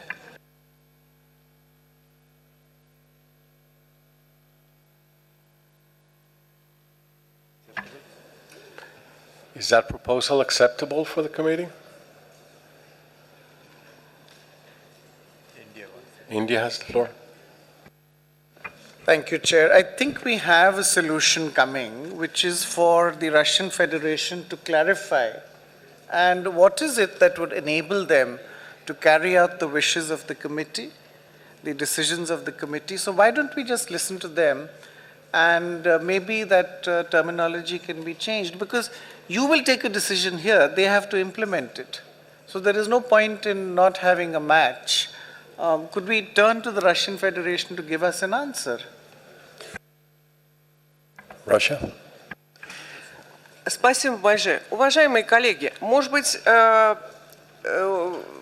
будет выходом из положения такое решение, что мы в скобках четко, конкретно отметим гостиницы, лыжная инфраструктура, дороги и так далее. Линии электропередач, то есть все, что вот является в нашем законодательстве вот этой капитальной инфраструктурой. И так далее. Это будет понятно. Потому что мы сейчас пытаемся найти правильный французский термин, и действительно очень плохо получается. Objet de majeure importance. Это, конечно, не отражает абсолютно сути того, о чем мы говорим. Поэтому можно было бы в скобках поставить конкретные объекты, если, конечно, IUCN не будет против такого подхода. А что касается, конечно, вот отчетности и исследования влияния на окружающую среду, то вот со мной сидит главный человек по всем биосферным резерватам и паркам в Российской Федерации. Вот, они это делают регулярно, и, естественно, это будет делаться и для Комитета всемирного наследия. Спасибо.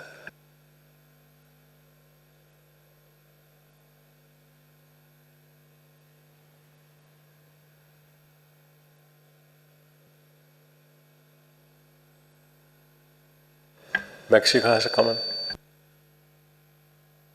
Gracias, señor presidente.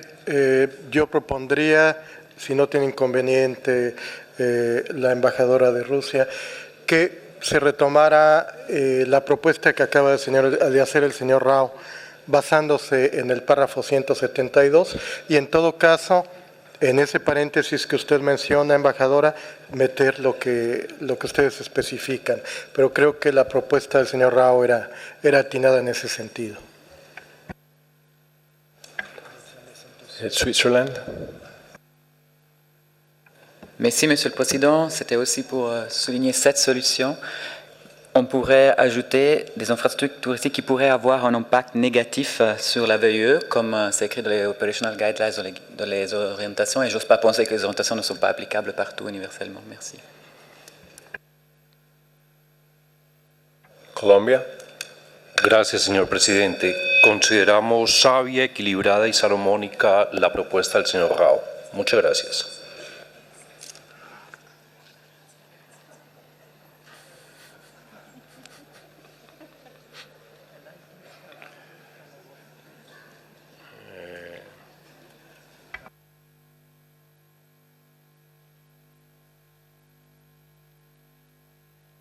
The reporter will now read how it sounds. Read the whole paragraph, please.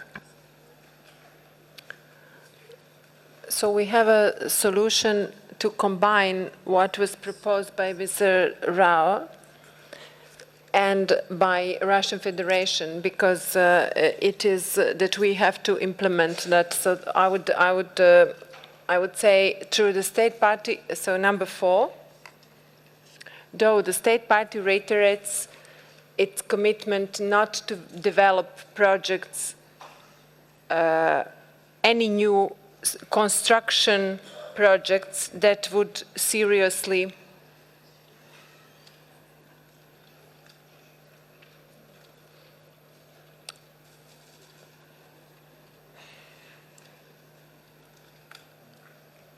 affect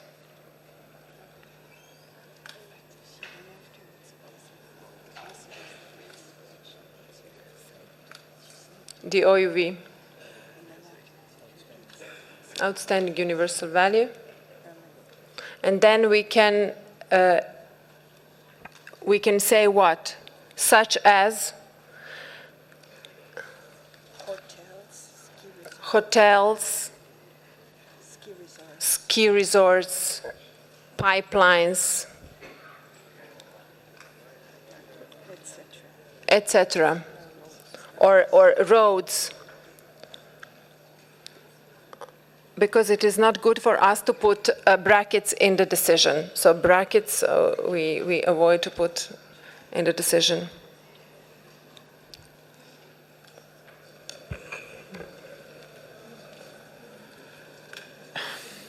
Yeah, within the property boundaries.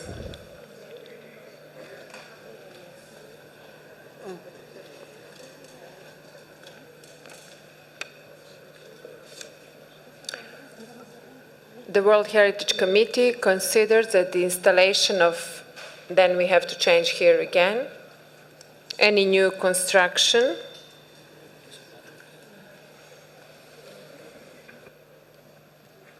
then we don't have to repeat it. Pick up on the Lagunai, that would seriously on the Lagunaki Plateau, including Mount Fish, etc., and then we can leave the restriction of the property. Okay. Lagunaki Plateau, including Mount Fish and Noshton, would seriously affect the outstanding universal value of the property and would constitute a case for inscription of the property on the list of World Heritage in danger, in line with paragraph 180 of the operational guidelines and its previous decisions.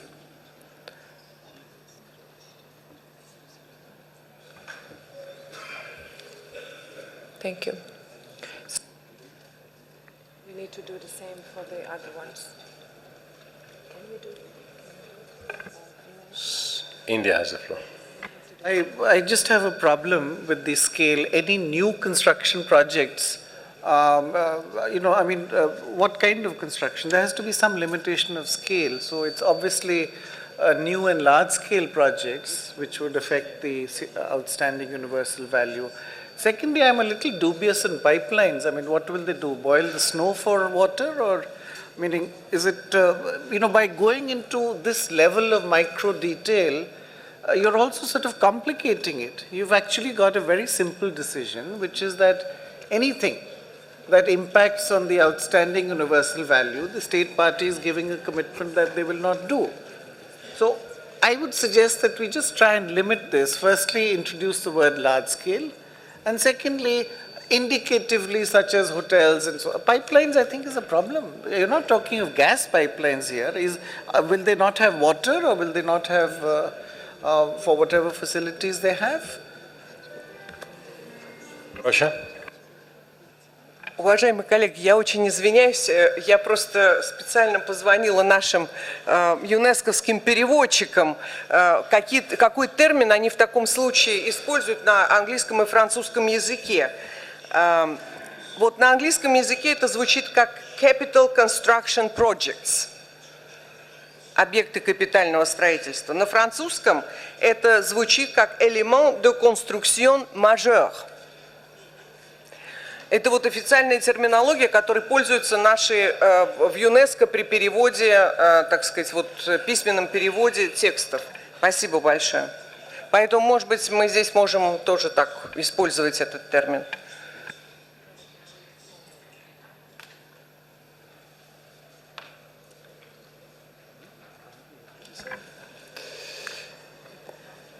Any comments to the last proposal of changing terms, as Russia has just mentioned? IUCN. Thanks, Chair. I just have paragraph 172 in front of me, which was, I think, the suggestion to root this in the language of the operational guidelines. And perhaps I could make a suggestion as an Anglophone that would capture the issue. So firstly, the operational guidelines, paragraph 172, invite state parties to consider the matters which may affect the outstanding universal value. So the qualification of seriously isn't used in the operational guidelines. It just says may affect the outstanding universal value. And I think if what the delegations that are intervening are looking for catch-all language are asking for, then I would suggest construction and activities which would affect the outstanding universal value. And then the qualifier is would it affect the outstanding universal value, which is then the unifying principle, which could make it then an implementable decision. I don't know whether the Russian Federation colleagues would find that an implementable language, but construction and activities which may affect, which I guess we should say, which would affect the, in this instance, which would affect the outstanding universal value.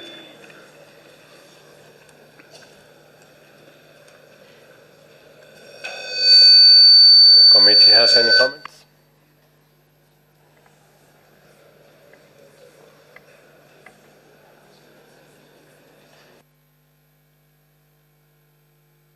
Take a look at this last draft and see if you agree with it, please. The committee. India. South Africa first and then India. South Africa has the floor, then India.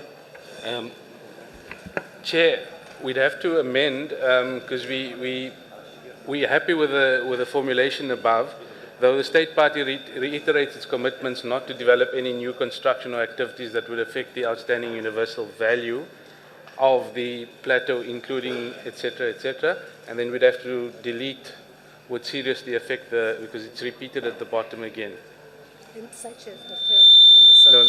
Oh yes, and we need to delete the such as hotels, ski resorts, etc. as well.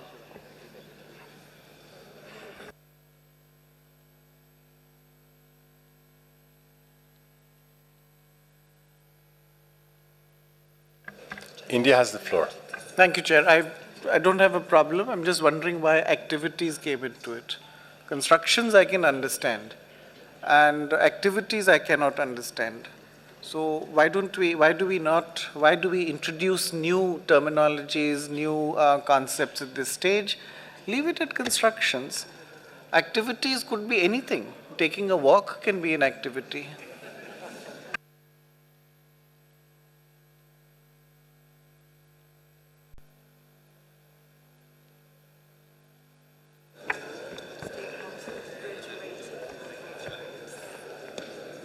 Please take out this permanent capital tourism and skiing facilities. You can erase it. And we continue on the Lagonaki Plateau.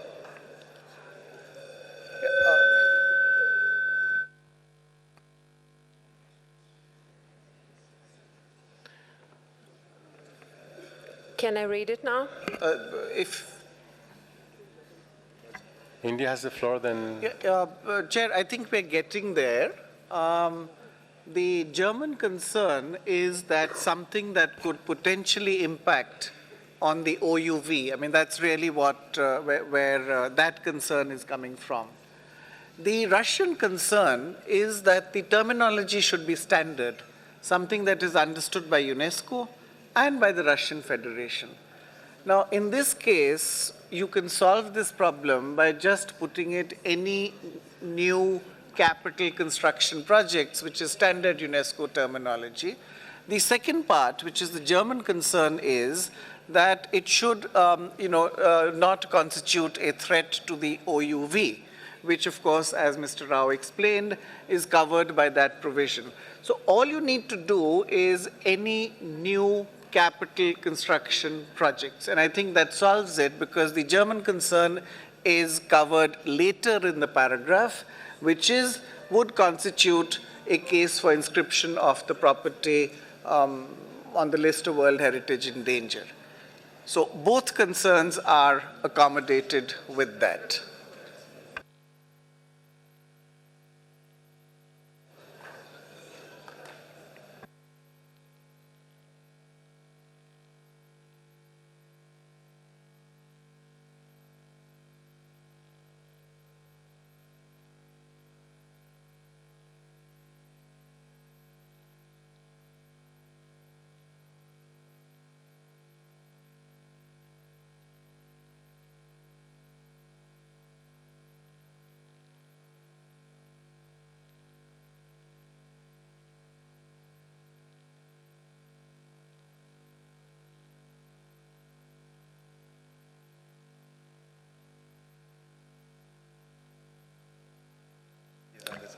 India, are you satisfied with the last changes that they just made?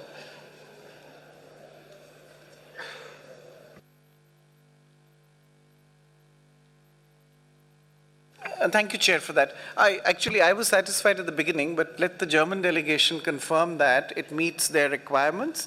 I think the Russian delegation is satisfied as long as you have the capital construction projects, which is terminology that UNESCO understands and Russia understands.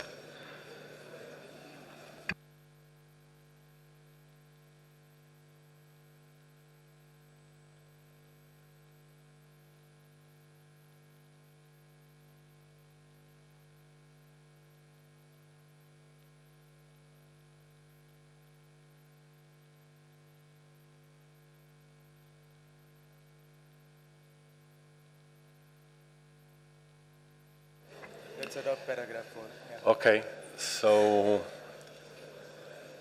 if there's no more comments, apparently everybody agrees now with paragraph 4, and we can continue.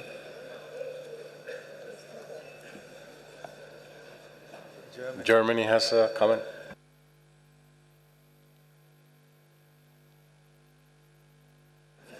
Yeah, okay. Okay, we can accept this formulation.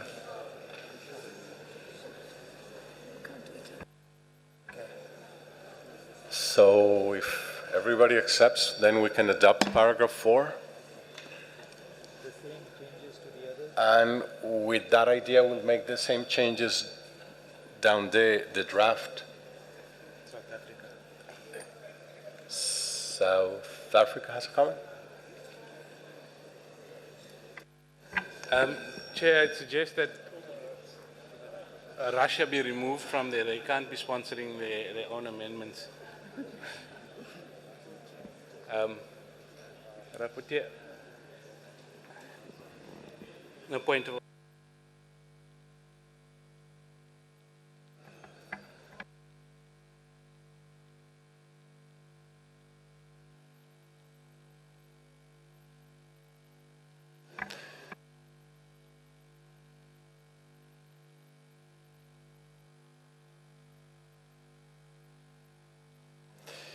Okay, so with those changes that we agreed on paragraph 4, we'll do the other changes down the draft. So I guess we can now adopt the whole draft decision 37-7B23. Then we adopt the decision. Now we have to go back to Virgin Coming, It's been distributed to everybody. which has been distributed to all of you. And the reporter is going to have the floor now. Thank you, Mr. Chair.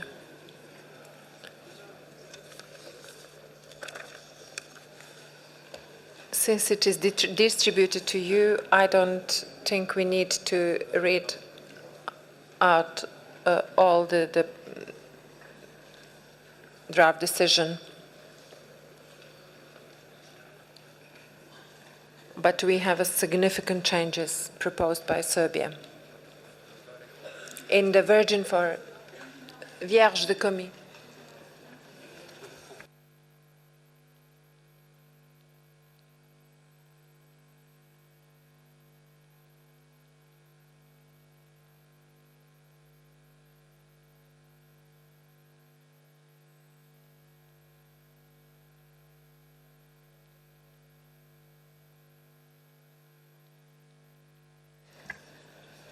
Does anybody has any comment on the draft that was circulated?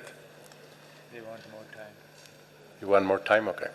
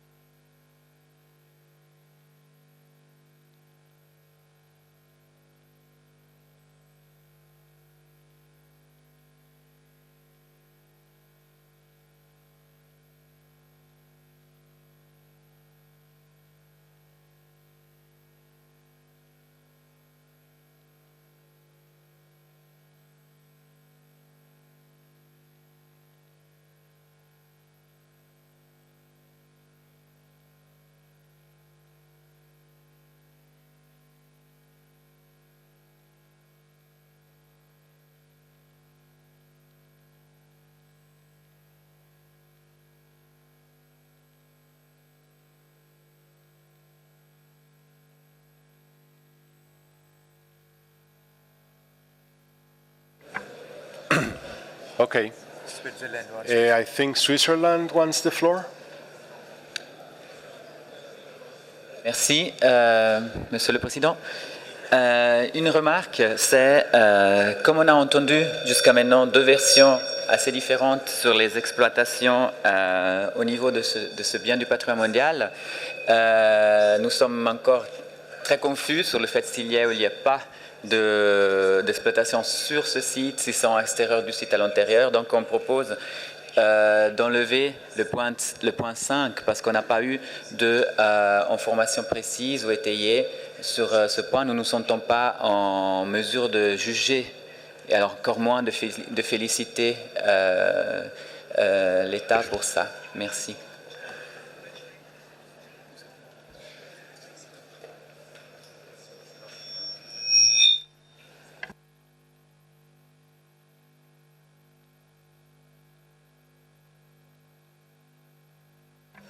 Other comments on the draft that was given to you? Cambodia has the floor. Merci, Monsieur le Président. Je vois que beaucoup de paragraphes ont été biffés ou simplifiés et je me demande si le paragraphe 6, qui rappelle que les modifications des limites d'un bien du patrimoine mondial doivent être examinées suivant la procédure, etc., est-ce que c'est nécessaire de la conserver? Parce que c'est une évidence.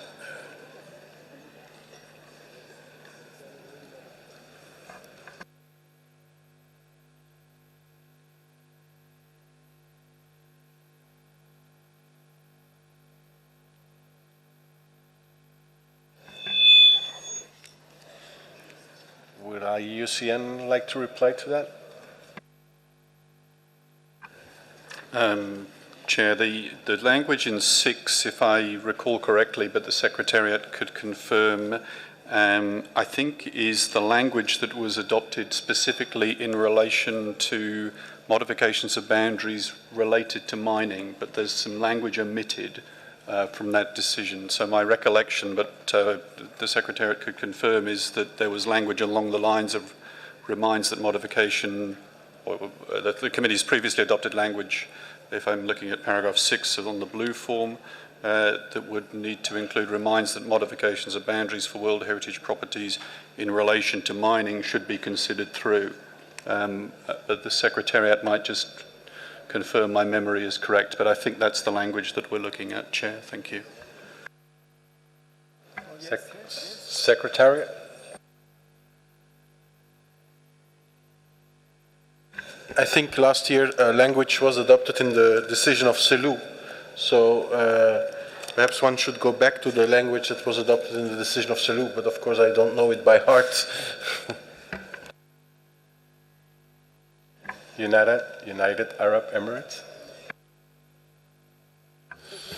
شكرا السيد الرئيس. بالإشارة إلى ما أشار إليه الوفد السويسري، أرى أن نسمع من الدولة الطرف ما هي الضمانات في الفقرة 5 للتعقيب على هذا التداخل.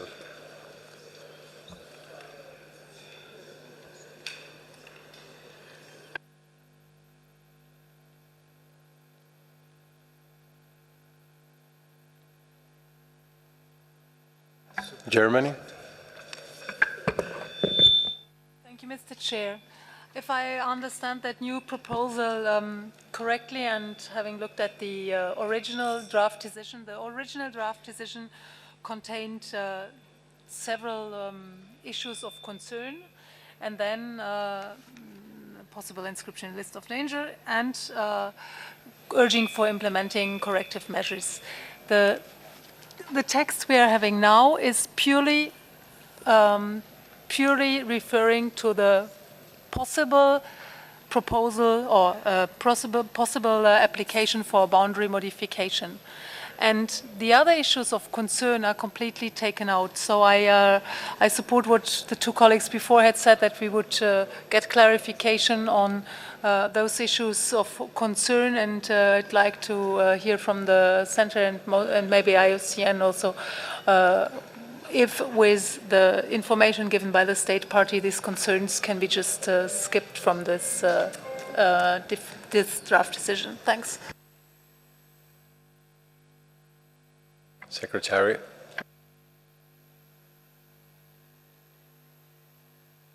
I think the IUCN and the Secretariat had proposed a draft decision which included all these concerns. I cannot take position to the fact that they have been removed by a state party, but of course everything we had included we considered valid.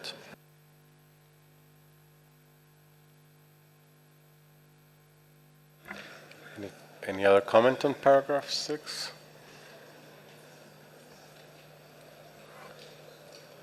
Secretariat, Guy, paragraph 6. On paragraph 6, I have found back the paragraph that was included last year in the decision of Selous, so if that is helpful, I can read that out.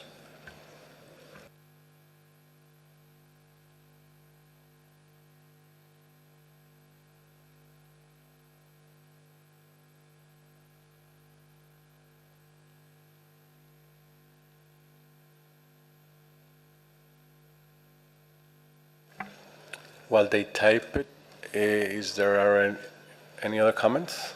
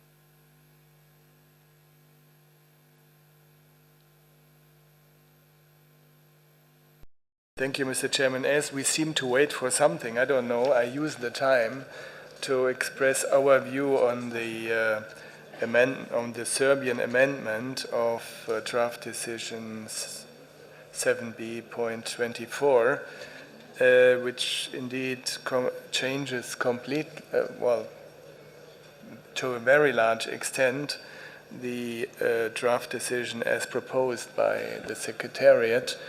And I would like to give on record that we are fine with the draft decision as proposed by the Secretariat. We could adopt it in 1 minute, and we don't agree with these substantial changes, which are far beyond what we have seen in the document and what has been proposed. Thank you.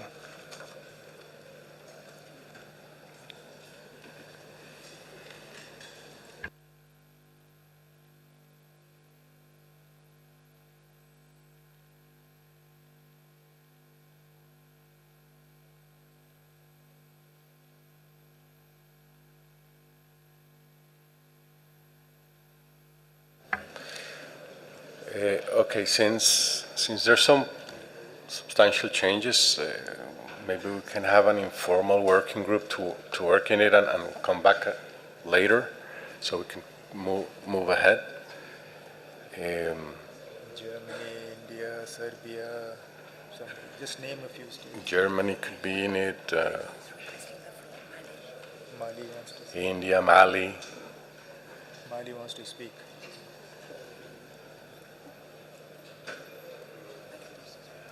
Mali wants to speak.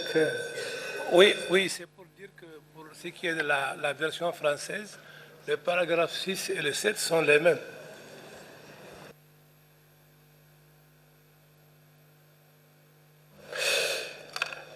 Yeah, right now the idea is to move forward, so we should create this working group to work on the proposal and come back at a later time, so we can continue moving on.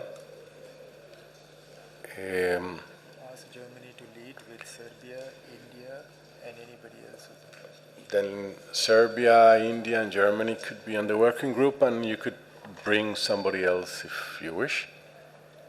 And that way we can move forward in this process. Okay, so we keep it suspended. So we'll keep it pending until we have the proposal from the working group, and we can continue going forward. Mr. Devon. So Mr. Devon, we can continue on the next one, please. Thank you. So with COMI remaining pending, we have finished the discussion on the European sites. We already read out the sites for adoption without discussion, and these were adopted. So the next item would be the sites in Latin America. I understand that there is no site for discussion, so if you permit, I will read out the sites for adoption without discussion. So the sites concerned are the Coiba National Park and its special zone of marine protection, decision 37-7B31, Pitons Management Area in St. Lucia, decision 37-7B32, Talamanca Range La Amistad Reserves, La Amistad National Park between Costa Rica and Panama, decision 37-3B30, and Cerrado Protected Areas Chapada dos Veaderos and Emas National Parks in Brazil, decision 37-7B21. Thank you. Can we adopt all the decisions of the list he just read? List adopted. Now we move to one page before.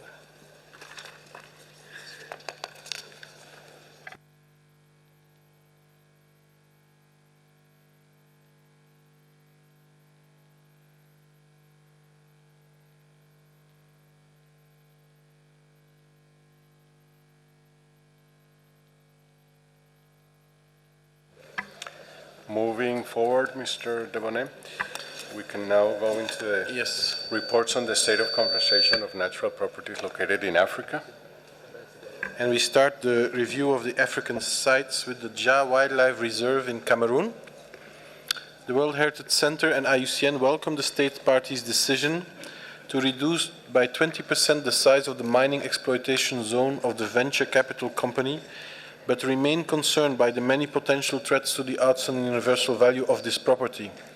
In particular, the mining projects by venture capital company Geovic, the construction of the Mekin Dam, which is progressing, and the industrial rubber plantations, which are planned adjacent to the site and could impact its OUV. With support of the World Heritage Center, and this is new information, a national consultation meeting was held in Yaoundé from the 3rd to the 4th of June 2013, just prior to this meeting, bringing together some 30 participants from the technical services in charge of managing the site, local elected representatives, traditional authorities, NGOs, economic operators, and experts from IUCN and UNESCO. The meeting concluded that a strategic environmental and social assessment should be conducted to assess the overall impact of all ongoing and planned developments around the property, in order to mitigate their impact on the outstanding universal value.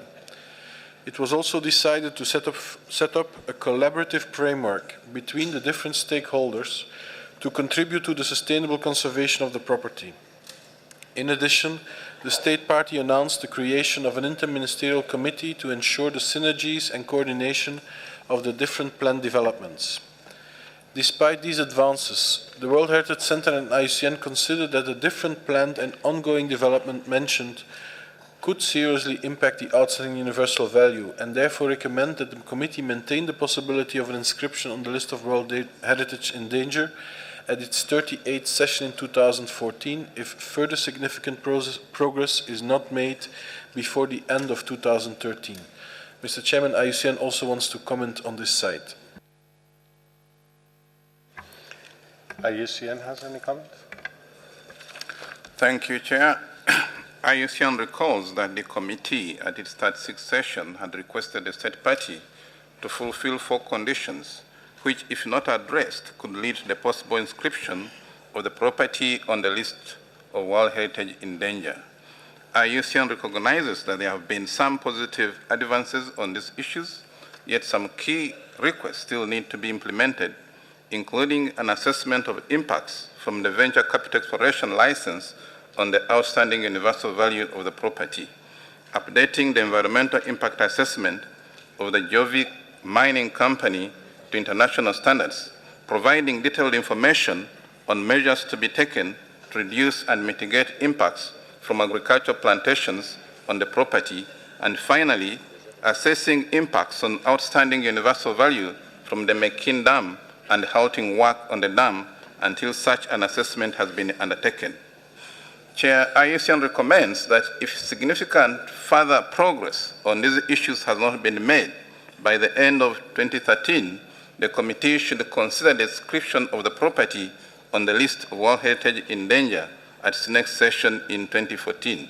In the meantime, we also welcome the engagement of the Franz Weber Foundation and in supporting the property, and are pleased to note that IUCN is adding both technical and financial support to the envisaged efforts through our office in Yaoundé. Thanks, Mr. Chair. Just the draft decision. The draft decision 37.7b1 can be found in document 7b ed on page 18 of the English and page 19 of the French version.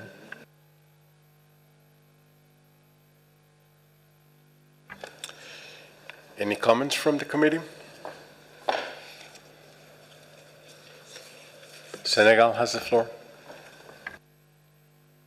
Oui, Monsieur le Président, nous avons écouté attentivement les rapports des organisations consultatives qui, à plusieurs reprises, ont souligné que l'État partie avait pris des initiatives importantes pour neutraliser les impacts négatifs potentiels sur la VUE.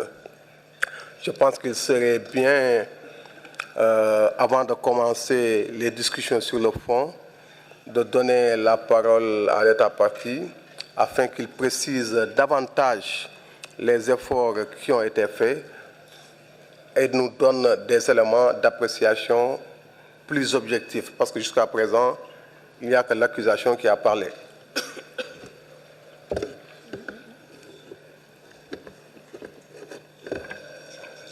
Mali has the floor. Merci, Monsieur le Président. Monsieur le Président, suite à l'exposé de l'UNCN, nous notons avec satisfaction qu'il y a des progrès énormes qui ont été faits par l'État partie. Du point de vue institutionnel, il y a eu la mise en place d'un cadre de concertation entre l'État partie, d'une part, mais aussi l'organe consultatif. Il y a eu également un comité interministériel qui a été mis en place par l'État partie. C'est aussi la consécration d'une volonté politique. Il y a enfin un engagement de la Fondation qui est là et qui aide également l'État partie à sauvegarder les biens. Je pense que dans l'ensemble, les recommandations fortes qui avaient été faites par l'INCN sont en voie d'être réalisées. Et je pense qu'au vu également de tous ces différents éléments-là, on doit accorder beaucoup plus de chance à l'État partie du Cameroun pour ce site exceptionnel du Dja. Je vous remercie.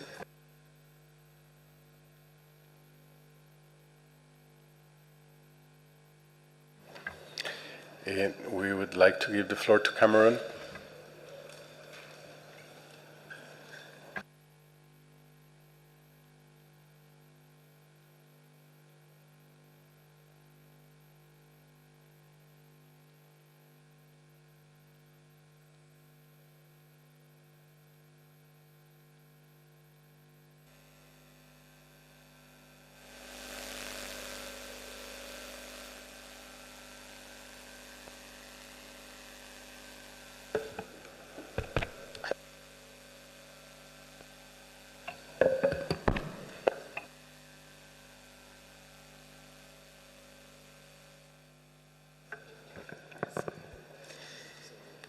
Merci. Permettez-moi tout d'abord d'exprimer ma gratitude à l'endroit du Royaume du Cambodge Mes remerciements également vont à l'endroit du Centre du patrimoine mondial. Et j'irai tout de suite droit au but en disant que après l'examen de l'état de conservation de la réserve de biosphère du Dja et du site transfrontalier du trinational Sangha, je voudrais vous assurer que les actions entreprises seront poursuivies afin de garantir pour chaque site la valeur universelle exceptionnelle dans la vision d'un Cameroun émergent. Comme vous le savez, le Cameroun, comme bon nombre d'États africains, est confronté aux problèmes de sécurité transfrontalière et de piraterie maritime qui mettent en danger la conservation du site en question. Et nous avons entrepris un certain nombre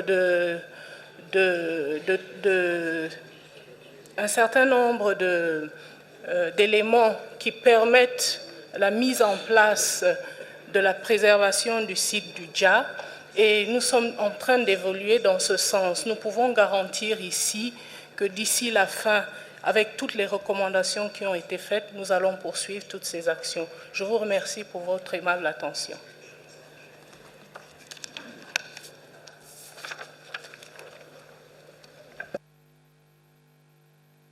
Senegal has any comment?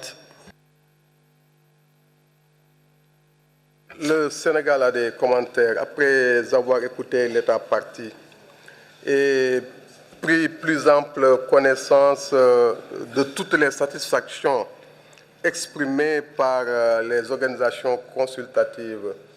Le Sénégal propose à ce que le point 11 du projet de décision soit biffé et au niveau du point 12, nous demandons à ce qu'il soit donné à l'État parti la possibilité de présenter son rapport au 1er février 2015.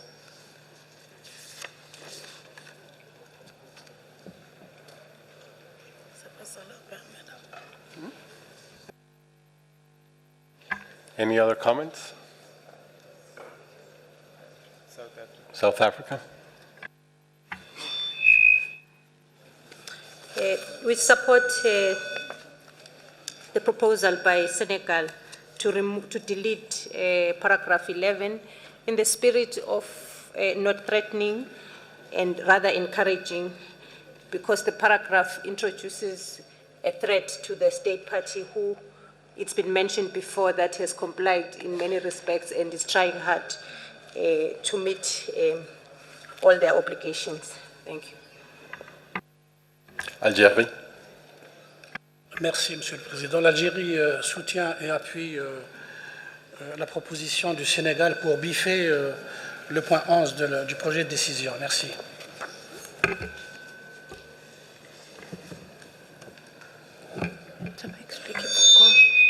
United Arab Emirates has the floor.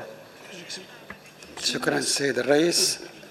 الإمارات وفي ضوء التعاون الواضح بين الجهات الاستشارية والدول الطرف، وبعد السماع ما التزمت به الدولة الطرف من تنفيذ ما هو مطلوب منهم، نحن أيضا نثني على المقترح السنغالي ومن أيده.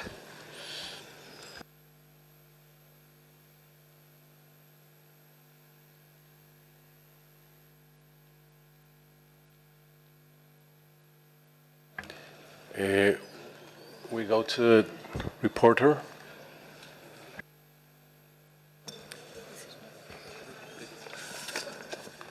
Nous avons donc deux changements dans le paragraphe 11 et dans le paragraphe 12, où il s'agit seulement de la date de soumission de rapport. Et on supprime le paragraphe 11 entier, en totalité. Voilà. On peut procéder à l'adoption.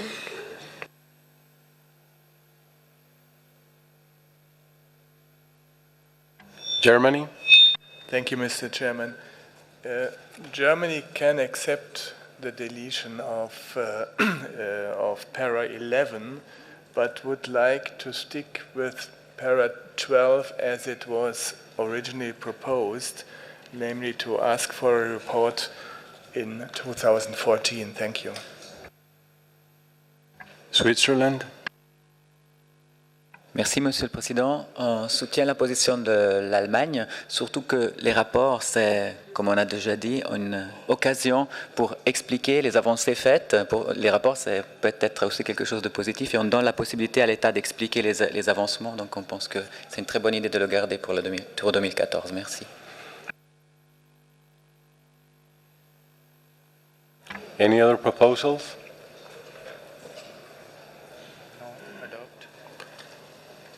Then we can adopt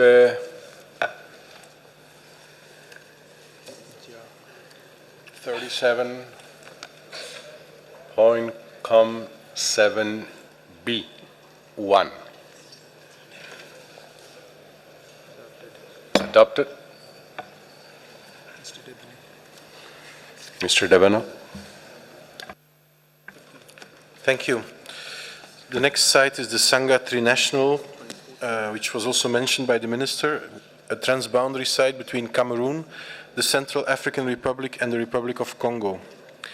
As mentioned in the working document, the political and security issues in the Central African Republic have now also impacted the Central African Republic part of this transboundary property. The World Heritage Center has been following the situation in the site on a daily basis. On May 7th, a group of 17th Army militiamen identifying themselves as Seleka fighters, allied to the new government, entered into the property and started poaching elephants in Sangha Bay. At least 26 elephants were killed and their ivory removed. The fighters left the area a couple of days later on the orders of another Seleka militia group, which accompanied Chinese diamond explorers into the area. Since then, the situation in the area has calmed down, and on May 14th, the acting president of the Central African Republic, transitional government, met with the president of Gabon and discussed the worsening ivory poaching situation in the country. Under the agreement between the two countries, Gabon offered technical support to address the poaching crisis, as well as assistance in developing a national parks agency and training of staff in conservation and management of the protected area. The World Heritage Center also received information that on June 6th, just prior to this session, the government dispatched a joint mission composed of 30 staff of the Ministry of Water and Forests and 30 military to restore the security in the area and assist the park authorities. While these last developments seems positive, the situation remains extremely volatile, and the World Heritage Center and IUCN remain very concerned about the situation. Mr. Chairman, I understand that there is a representative of Congo who has some information to contribute from his colleagues in the Central African Republic, which could not join this meeting, so I don't know if you want to give the floor. Any comments from the committee?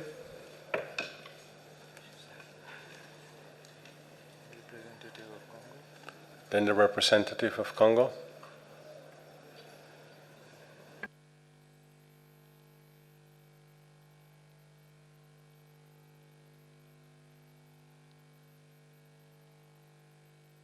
Representative of Congo.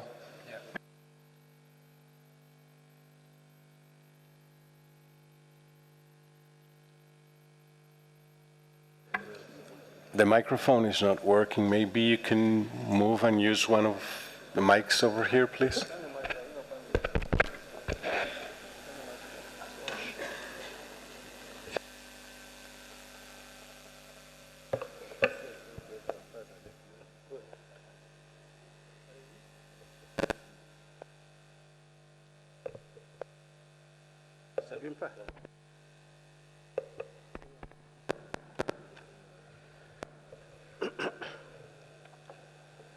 Merci, Monsieur le Président. Je vous disais tout à l'heure que prenant la parole pour la première fois au cours de cette occasion, je voudrais profiter de cette opportunité pour présenter aux autorités cambodgiennes la profonde reconnaissance de la délégation du Congo-Brazzaville pour l'accueil chaleureux qui lui a été réservé dans ce beau pays. Monsieur le Président, la situation évoquée tout à l'heure par le représentant du Centre du patrimoine mondial est réelle. Effectivement, le conflit politico-militaire qu'a connu la République centrafricaine au cours de ces 2 derniers mois a suscité de vives inquiétudes, voire des craintes au sein de la communauté internationale, notamment de la part de l'UNESCO, de voir des effets collatéraux de ce conflit déborder et affecter ainsi l'intégrité du bien situé dans ce pays, avec la possibilité d'une extension au Congo et au Cameroun. Nous profitons donc de cette opportunité pour confirmer que l'intrusion des braconniers a effectivement eu lieu en RCA. Mais à l'heure où nous parlons, la situation a été plus ou moins maîtrisée. Les dégâts causés sur la faune ont été évalués à 26 éléphants abattus autour de la saline de Djangasanga, qui a été la seule à être touchée par cette situation dramatique. Des mesures de sécurisation du site de Djangasanga ont été prises et renforcées après ces actes crapuleux, notamment au niveau du suivi écologique et de la surveillance. Le Congo et le Cameroun ont aussi préventivement renforcé leur dispositif de protection et de surveillance tout autour de la partie du bien située dans leur territoire respectif.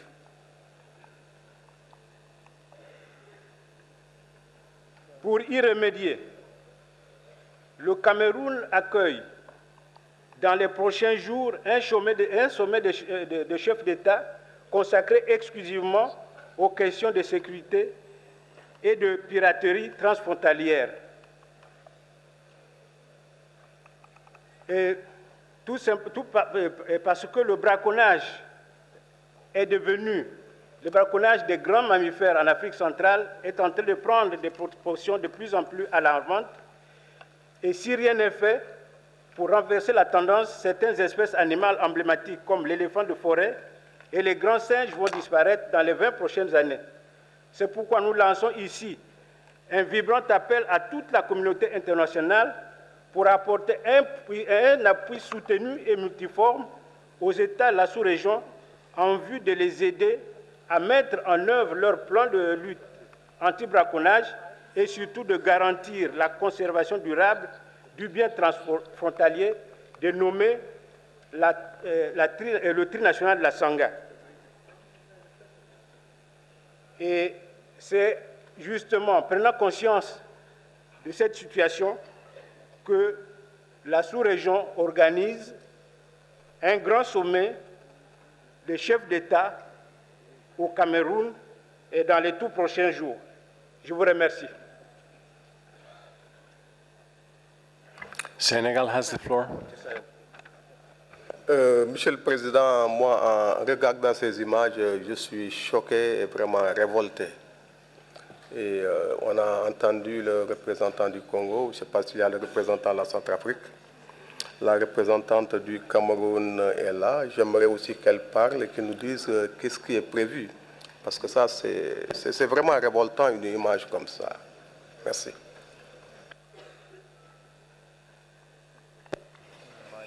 Mali has the floor.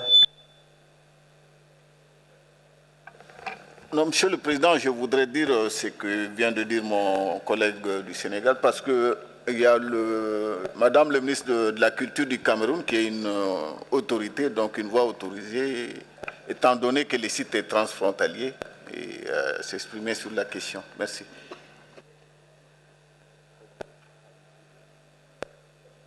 Cameroon has the floor.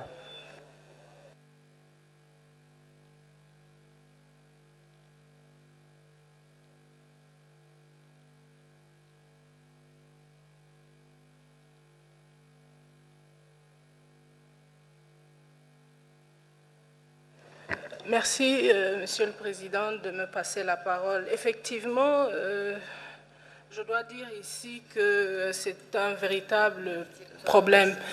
Du 24 au Au 25 juin, le Cameroun accueille 20 chefs d'État. Le thème de cette conférence, c'est sur la sécurité et la piraterie. C'est vraiment un problème. Déjà au Cameroun et d'autres pays voisins, nous avons déjà, en termes de sécurité, nous avons déployé des unités spéciales. Au Cameroun, elles s'appellent brigades d'intervention spéciale, qui sont en train de protéger. Avec tout ce qui se passe avec le terrorisme et tout, le braconnage sert de financement aussi à ces terroristes. Donc, je puis assurer ici toute l'Assemblée que des moyens sont en train d'être pris. Et durant cette réunion ou ce sommet de 20 chefs d'État et aussi des organismes internationaux, nous aurons l'occasion d'avoir de meilleurs résultats et une meilleure visibilité. Je vous remercie.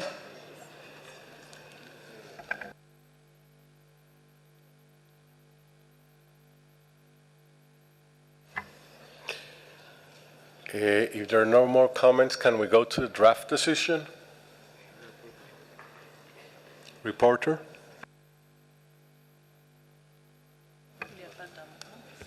Merci, Monsieur le Président. On n'a pas reçu aucun amendement à ce projet de décision 37 comme 7B2. Donc, on peut l'adopter tel que proposé par le secrétariat. Merci. Can we adopt the decision? Decision 37.7B2 adopted. Mr. Debeno. Thank you, sir. The next property is Lake Turkana National Parks in Kenya. The World Heritage Center and IUCN note that the State Party of Ethiopia has not invited the mission nor submitted a report and has not halted the construction works on the dam and related irrigation project that as was requested by the committee as its 36th session. They recall that the World Heritage Committee decided not to inscribe the property on the list of World Heritage in danger to allow for the reactive monitoring mission to also go to Ethiopia and to consider its findings. The World Heritage Center and IUCN further note that the state parties of Kenya and Ethiopia did not provide information on the committee's request to have them engaged in a bilateral dialogue to conduct a strategic environmental assessment to review the cumulative impacts on the property of the Gibe 3 Dam and related irrigation projects in the lower Omo Valley. They reiterate their conclusion that the direct and indirect impacts of the dam are highly likely to be detrimental to the OUV of the property and therefore renew their recommendation that the World Heritage Committee inscribe this property on the list of World Heritage in danger. Mr. Chairman, IUCN also wants to intervene on this site. Thank you. IUCN has the floor.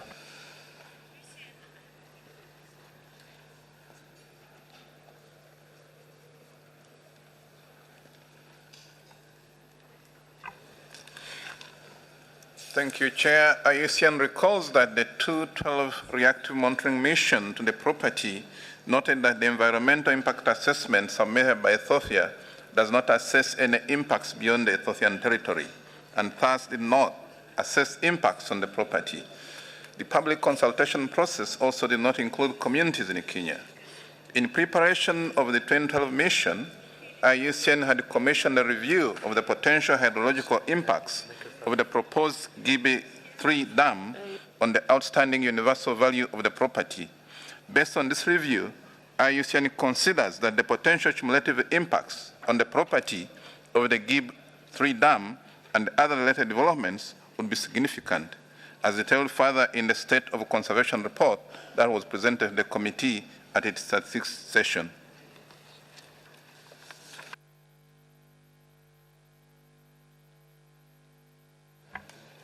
Any comments from the committee?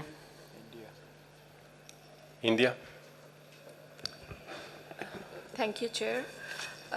Since this concerns two countries, Kenya and Ethiopia, we would like to give the floor to Ethiopia to ask them why the mission did not take place. Thank you. Any other comments from the committee? Mali?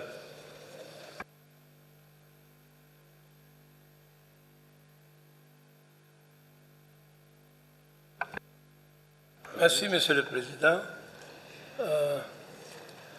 Monsieur le Président, au vu des documents qui nous ont été remis, et suite également à l'exposé de l'UNCN, je voudrais apporter certaines contributions.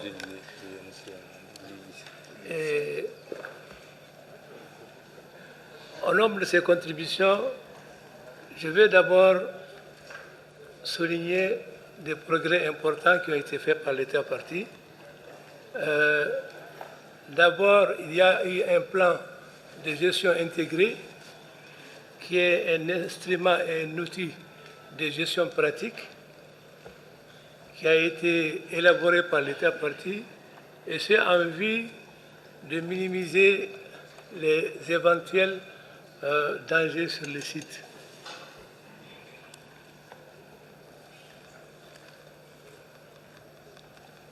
Toujours concernant les efforts de l'État parti, il faut également noter que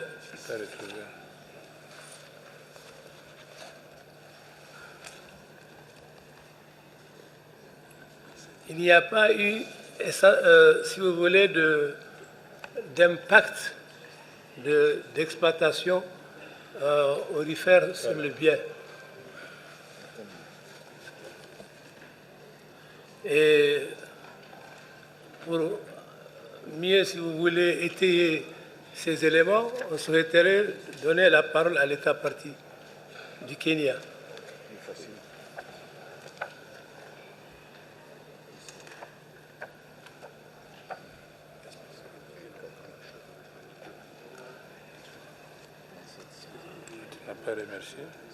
Senegal has the floor. Merci, Monsieur le Président. Comme vous le savez, cette question est extrêmement délicate et extrêmement sensible. Nous l'avions évoqué l'année dernière et effectivement, il avait été suggéré qu'un certain nombre de missions soient organisées sur le terrain pour s'assurer de visu de l'impact du barrage sur le Turkana. Mais il faut aussi tenir compte du contexte global. Ces deux pays ont traversé des périodes assez complexes cette année.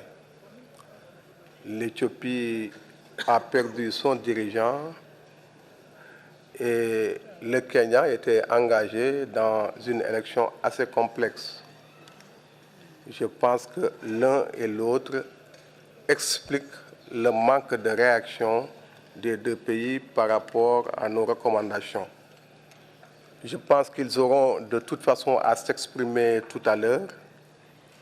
Nous avons discuté avec les deux parties qui sont tout à fait dans l'état d'esprit d'engager des concertations. Et je pense que nous devons donner la chance à ces deux pays de se retrouver,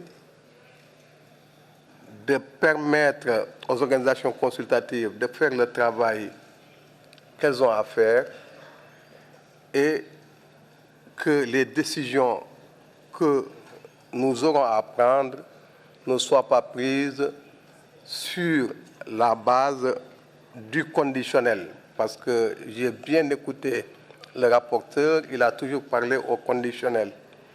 Il faudrait que ce soit de visu, que ce soit des faits contrôlables, que ce soit des faits avérés, parce que la mise en péril est très lourde de conséquences. Donc il faut qu'on écoute aussi les États parties. Pour ce qui nous concerne, nous avons fait des propositions de modification de la résolution. Merci.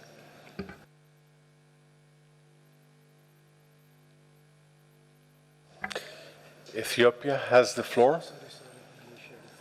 Excuse me. Malaysia has a comment first. Thank you, Chair. Further to what Senegal said, we were informed that Kenya and Ethiopia have new leadership, and they should be given time to hold bilateral talks before meeting the reactive monitoring mission? Thank you. Ethiopia has the floor. Thank you, Mr. Chair. In respect to the World Heritage Convention, the State Party of Ethiopia continues and has been working all necessary responsible measures, and particularly with regards to this issue which is in subject, all necessary technical studies like the EIA, ACIA have been generated and availed years back. And State Party of Ethiopia continued the joint consultation of the two countries. As we are neighbors and brotherly countries, we have a lot of joint projects and joint agendas, so we have scheduled joint commissions. So it has been maintained. On the contrary, with regards to inviting this joint mission of IUCN, we found it really legally difficult to proceed with the non-consistent decision made last year in St. Petersburg on the 36th session last year, where we have expressed our concern, and afterwards, when we get back home, with all these difficulties, we had another more pluses of difficulties.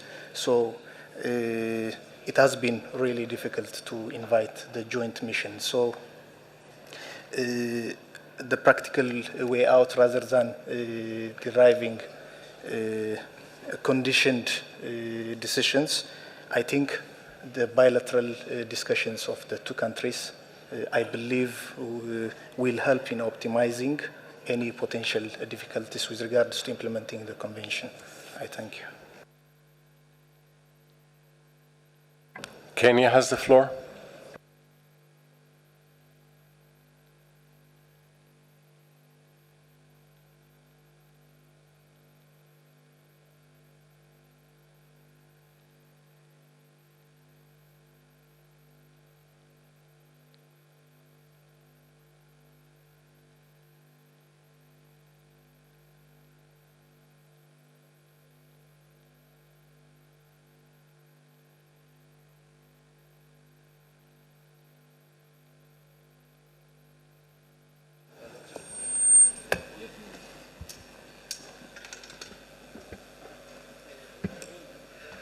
Mr. Chairman, don't take the 2 minutes because you can see what's happening.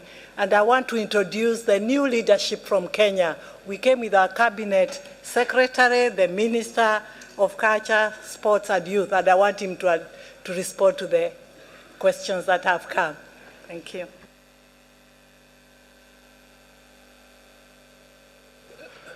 Thank you very much, Mr. Chairman. This property is unique in nature because the development is taking place in Ethiopia. The impact is in Kenya.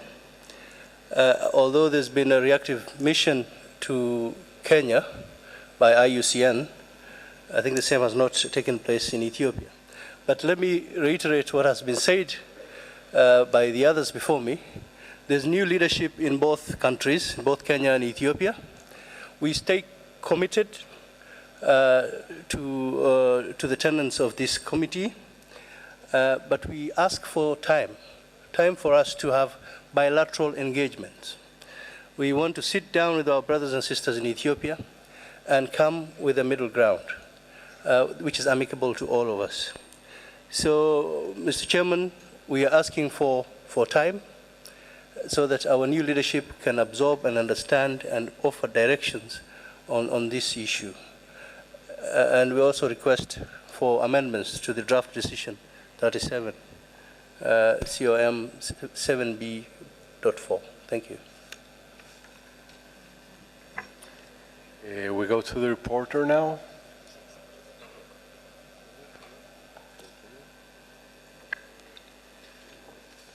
Merci, Monsieur le Président. On a reçu des amendements de Sénégal et de Mali. Et si on pourrait voir le projet de décision à l'écran, s'il vous plaît.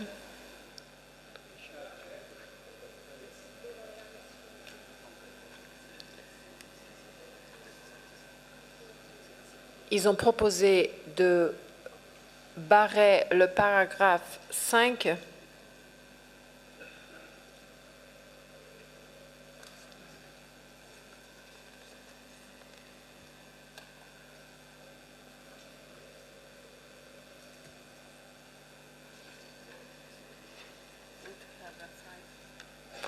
Can we have a paragraph 5?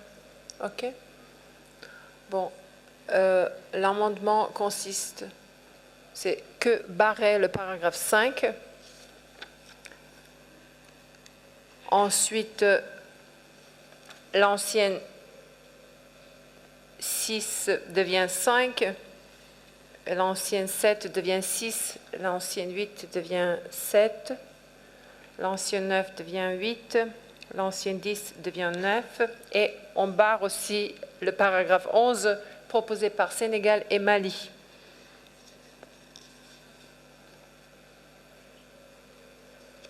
Ensuite, on va au paragraphe 10. Je vous lis la proposition de Sénégal et du Mali. Décide de ne pas inscrire les parcs nationaux du lac Turkana sur la liste du patrimoine mondial en péril pour permettre la poursuite des discussions bilatérales entre les États parties du Kenya et de l'Éthiopie sur l'impact du barrage JB sur le bien du lac Turkana. Et ensuite, le nouveau paragraphe 11, aussi proposé par Sénégal et le Mali, demande à l'État partie du Kenya, en consultation avec l'État partie de l'Éthiopie, de soumettre d'ici le 1er février 2015 un rapport sur l'état de conservation du bien et sur l'avancement dans la mise en œuvre des actions susmentionnées pour examen par le Comité du patrimoine mondial à sa 39e session en 2015. Merci, Monsieur le Président. Can we adopt the draft decision as it's amended? Amendment? No. Germany has the floor. Thank you, Mr. Chairman. So the proposal is to delete completely para 5. We don't agree with that because we think that the concern about the potential and certain impacts of the GB3 dam on Lake Turkana must remain, because why then should the new leadership engage in bilateral talks to resolve what? I mean, I think this has to remain.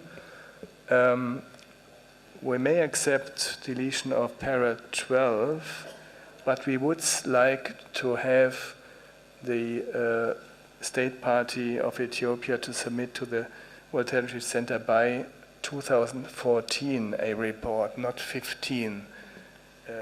I think by 2015. This gives still enough time for the new leaderships to engage in talks and to come to some sort of conclusion, which we then will address next year. Thank you.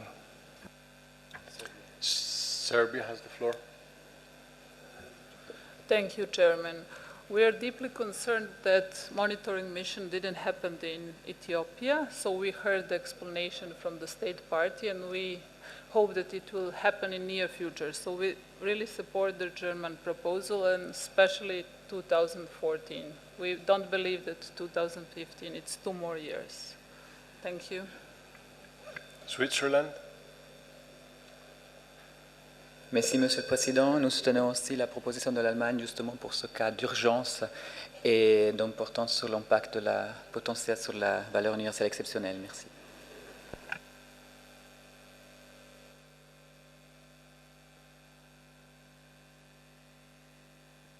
The reporter.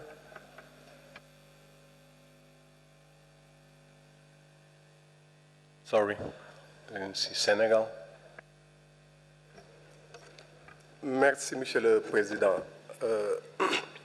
Je pense que face à une situation aussi complexe que celle-là, il importe de se donner le temps et aussi d'analyser froidement la situation. Aujourd'hui, le barrage, il est construit, il ne va pas être détruit. Ce que nous devons essayer de savoir, c'est l'impact réel. Et cet impact, on doit se donner le temps de le mesurer, de l'évaluer et de savoir si oui ou non il a compromis la valeur universelle exceptionnelle. Le cas échéant, nous prendrons la décision qu'il sied de prendre. Je pense que vouloir exiger des deux pays qui sont en train de reconstituer leur administration, leur gouvernance, de mettre en place de nouvelles institutions, de donner un rapport dans quelques mois n'est pas raisonnable.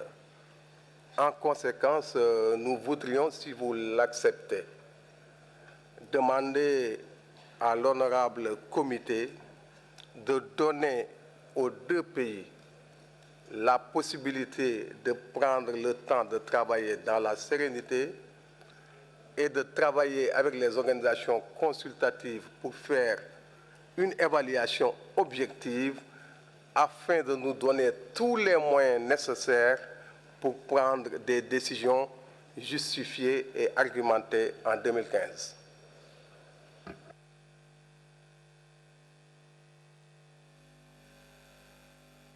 South Africa, and then Mali.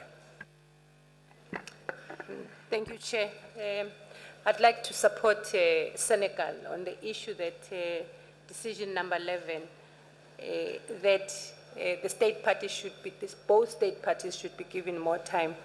This is based on also the presentations that were made by both Kenya and Ethiopia, that they are engaging in discussions. We know very well of a potential conflict that takes place if discussions don't happen properly. And I think giving it a bit more time to allow for those discussions, which will both be environmental and political as well to solve environmental issues, I think we ought to allow a little bit more time. That's why I support for the decision to be moved to 2015. Thank you. Mali has the floor. Merci, Monsieur le Président. Monsieur le Président, je reprends ici les termes de Amadi Bokoum, l'honorable représentant du Sénégal, qui dit qu'on a toujours parlé au conditionnel. Effectivement, dans l'exposé, et même jusqu'ici, on ne parle qu'au conditionnel. On parle de danger potentiel. On parle de danger éventuel. Donc, du point de vue scientifique, il n'y a pas eu d'abord cette étude d'impact environnemental qui pourrait nous aider à évaluer l'impact, si vous voulez, du barrage sur les biens. Pour cette raison fondamentale et compte tenu également de la volonté politique affichée par les deux États partis, il serait raisonnable de leur donner un peu plus de temps. Je vous remercie. Stony has the floor. Thank you for the floor. We surely support bilateral negotiations, but once again, we don't see no reason why not to observe the situation closely. And even the process takes time, it's good to be aware of it. And therefore, we also support the original draft decision to make this state of conservation report in 2014. Thank you.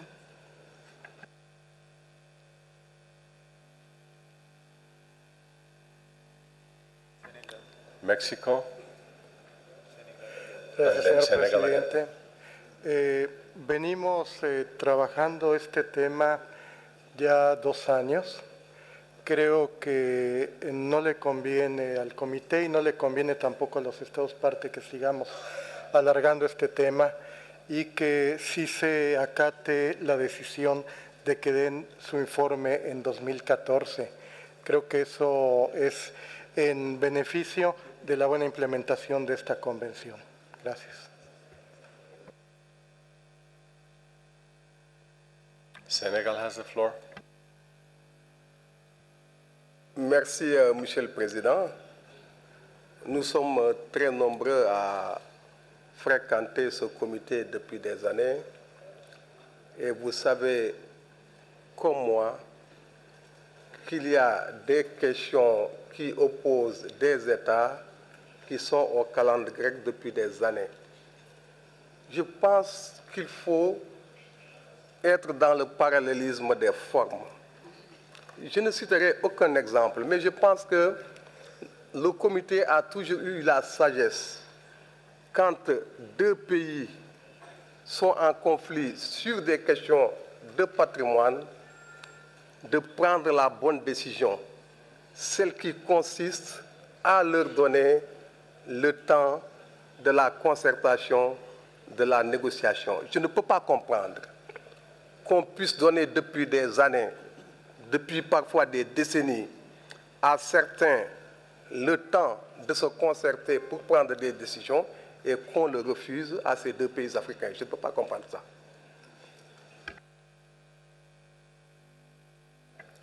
Colombia has the floor, and then Malaysia. Gracias, señor presidente. Yo quisiera recordar que este tema se viene tratando en el comité desde hace varios años y permanentemente se está comentando que los dos estados parte requieren más tiempo. Consideramos nosotros que es prudente que ese informe se presente en 2014. Además, quisiera anotar que no está dentro del lenguaje que habitualmente usamos el decidir no inscribir en la lista del patrimonio mundial. Es decir, se decide inscribir o se elimina el párrafo. Gracias. Malaysia. Thank you, Chair. I think we have heard from the African states parties, and I think they know the situation in their country best. So I would suggest that we give them the time that they need, and we could probably monitor in between. WHC, the center, could maybe ask them for developments, but I think they need time for their bilateral discussions before the mission. Thank you. Germany. I would like to recall that the draft decision also proposes to decide to inscribe the site on the list of World Heritage in danger, and this on good grounds.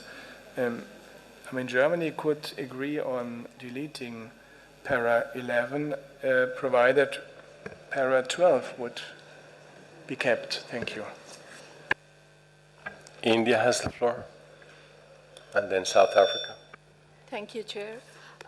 India would like to propose on the para 11 a slight modification because the term, this phrase, decides not to inscribe is not the usual way we phrase decisions.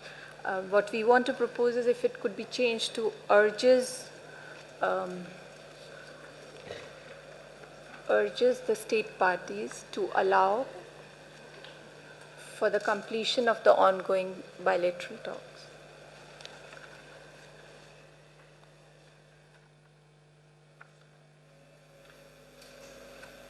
And we delete decides not to till danger.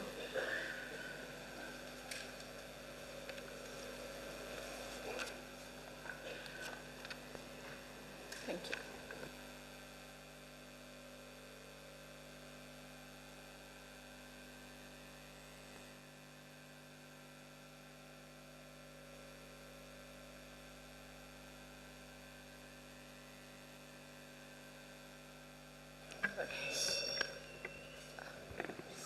It's for the para 11 on top.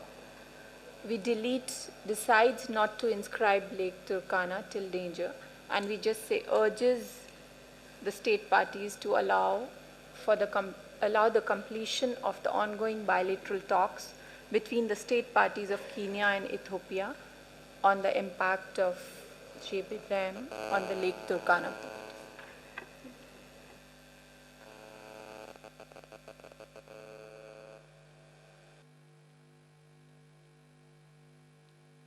South Africa has the floor. Thank you, Chair. I'd like to appeal to the wisdom of this committee. to first be consistent with the decision it's made before. Not so long ago, during this same session, a similar decision to postpone to a later time because of conflict was taken. Conflict situation, I'm sure you will know, is not a regular thing like other things, and sometimes just being impatient would result in a situation which we cannot solve thereafter. A decision was taken, I think yesterday or day before yesterday, on a conflict situation, and recognizing that conflict situations sometimes make it difficult for people to even discuss technical issues and solve them. So I would insist on leaving the report to be submitted in 2015 and not earlier. Mali has the floor. Merci, Monsieur le Président. Je pense qu'il faut donner suffisamment de temps aux deux États pour se consulter.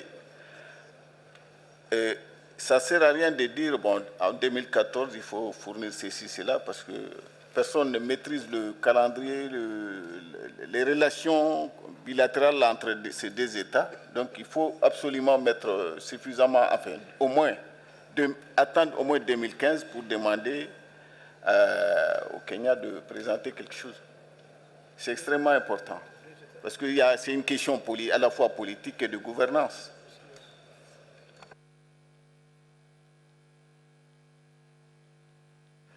Mexico has the floor.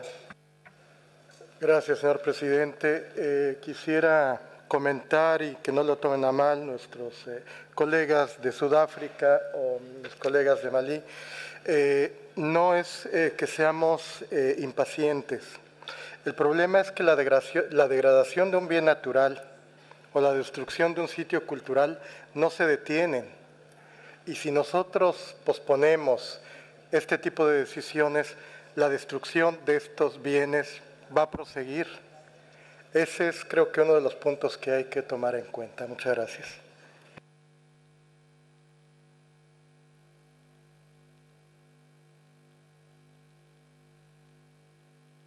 Algérie. Merci, Monsieur le Président. Là, nous venons de nous inspirer donc d'un projet de décision donc, pris en Albanie qui est, disons, formulé de la manière suivante. Peut-être que ça pourrait régler notre problème. Je lis, soumettre d'ici 2014, d'ici le 1er février 2014 et le 1er février 2015, respectivement des rapports dont l'examen se fera à la 39e session en 2015. Ça pourrait donc régler cette question.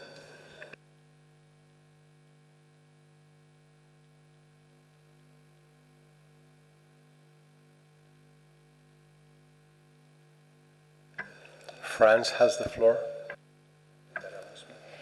Merci, Monsieur le Président.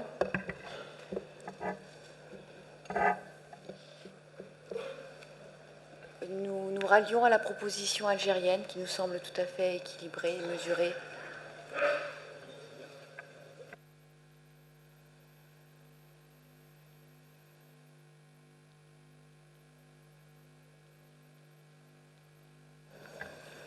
We now go to the reporter.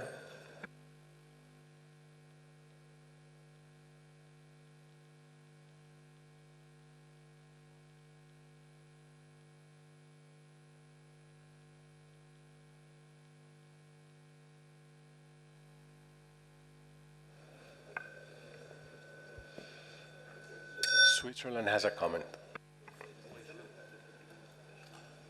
Merci, Monsieur le Président. Nous voulons souligner encore une fois l'urgence des problèmes de ce site. Attendre une année de plus pourrait être l'année de trop. Et cette solution de l'Algérie cause exactement la même chose, c'est que l'année prochaine, on ne pourrait pas en discuter. Et un rapport pour l'année 2014 est une chose vraiment minimum qu'on peut demander dans un cas d'urgence comme celui-ci, qui était à la base demandé pour inscription sur la liste du patrimoine mondial en péril, je rappelle. Merci.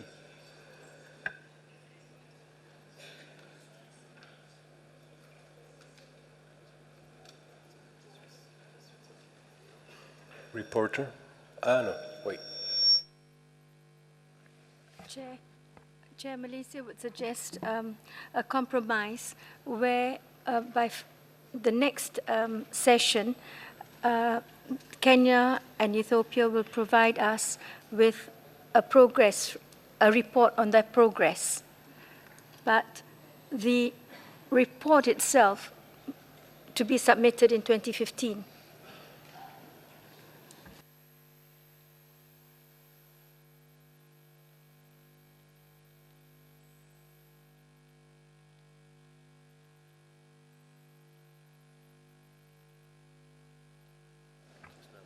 We go to the reporter now? Yes, we do. Bon, selon les discussions jusqu'à présent, je vois que les pays qui demandent le rapport en 2014 pourraient vivre avec ne pas inscrire sur la liste en danger. Donc je pense que là-dessus, on pourrait peut-être faire un compromis et prendre la proposition de Malaisie. Ça veut dire aussi donner un rapport jusqu'à 1er février 2014 si les autres pays sont d'accord, qui sera examiné et soit c'est à vous à décider 2015 ou 2014. Mais de toute façon, on a besoin, le besoin est exprimé d'avoir le plus tôt possible, à cause du danger qui se présente, un rapport, donc par plusieurs pays. Donc on pourrait vous proposer ça si vous êtes bien d'accord.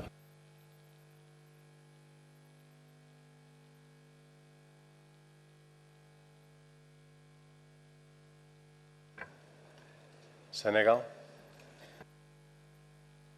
Oui, le Sénégal appuie cette bonne synthèse qui nous permet d'avoir un état des lieux en 2014 et la possibilité d'analyser toutes les situations pour prendre une décision en 2015. Merci.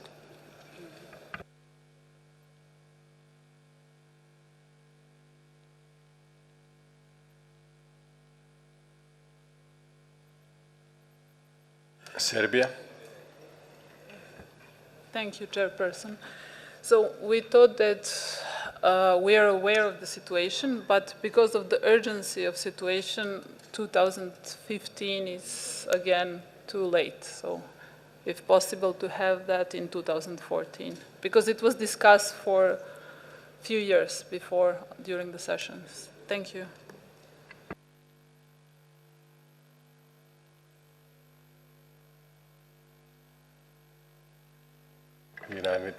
United Arab Emirates. شكرا سيد الرئيس. أعتقد بعد ما أشارت إليه المقررة وتدخل مندوب السنغال أصبحت الفكرة مقبولة للمقترحين للطرفين. عرض تقرير يوصف ما وصلت إليه المفاوضات بين الدولتين وإجراءات المطلوبة، وبالتالي البت في هذا التقرير في 2015.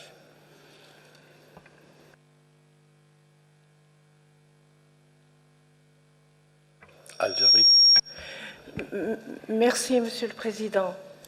Moi, je voudrais revenir à la proposition que la France et nous-mêmes avons faite et voudrais comprendre, peut-être que la conseillère juridique, les conseillères juridiques pourraient m'éclairer. Lorsqu'un dossier est soumis en février de chaque année, régulièrement, selon les procédures régulières, il y a une liste de biens qui ne sont pas soumis à discussion et des biens qui sont soumis.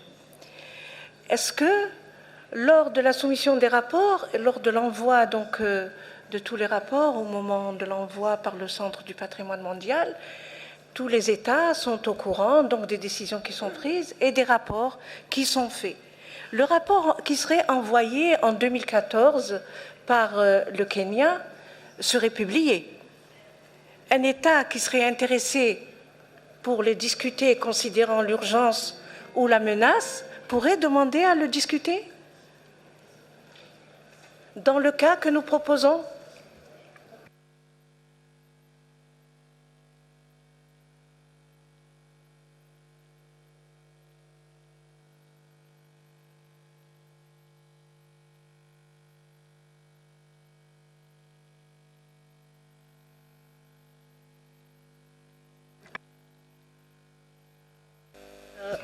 Muchas gracias, señor presidente. En réponse à la question de la distinguée déléguée de l'Algérie, je crois que ça, ce n'est pas vraiment une question juridique. Je pense que c'est mieux que le secrétariat du centre vous explique la procédure suivie. Merci beaucoup.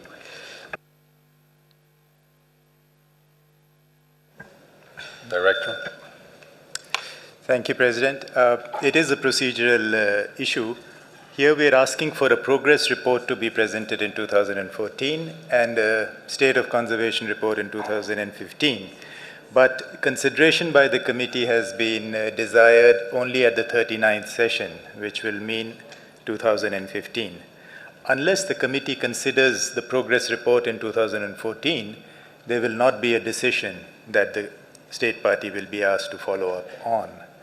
So perhaps you can say that the progress report submitted in 2014 should be considered by the 38th session in 2014, and a final state of conservation report to be submitted in 2015 will be considered by the 39th session. So you would require consideration by the committee in both years. Thank you, Chair.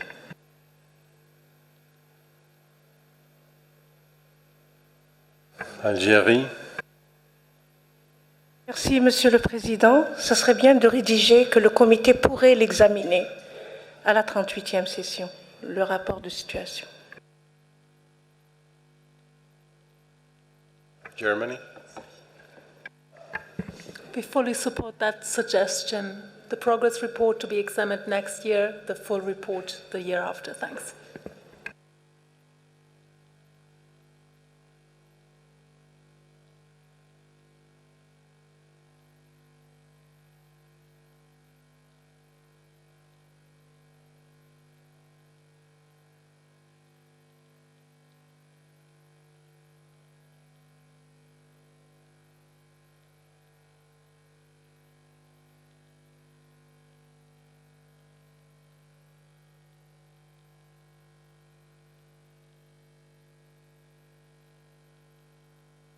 South Africa.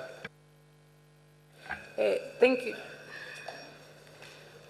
Thank you, Chair. It's just a clarification question on my part.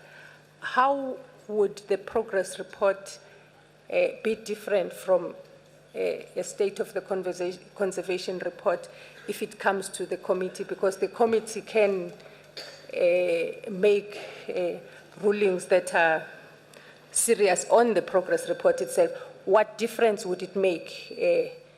Because immediately it comes to the committee, it more or less has the same effect as being reported in 2014. Just a clarification on my part. Director has the floor. Thank you, President. I guess this is the intention of the committee, that they wanted a progress report to be submitted. The difference is in the structure.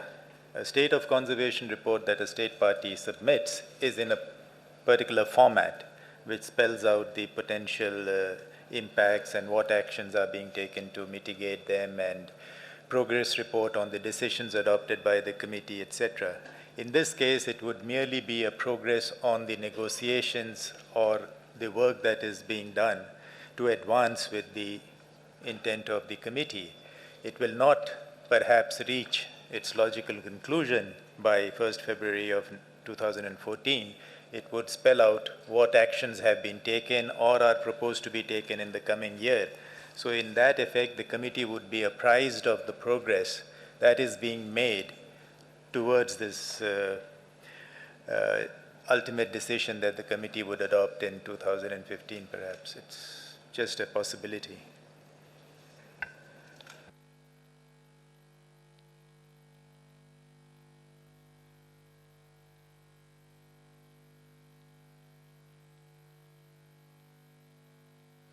Mali has the floor. Merci, Monsieur le Président. Monsieur le Président, je pense que la dernière proposition faite par le directeur du Centre du patrimoine mondial, c'est vraiment consensuel. Il s'agit de faire le report progress en 2014 et de demander un état de conservation en 2015. Donc ça prend en compte les différentes préoccupations des uns et des autres. Merci.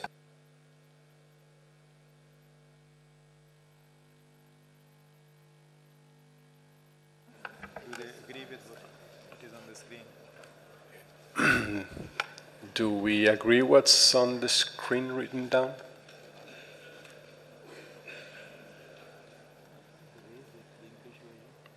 Hmm?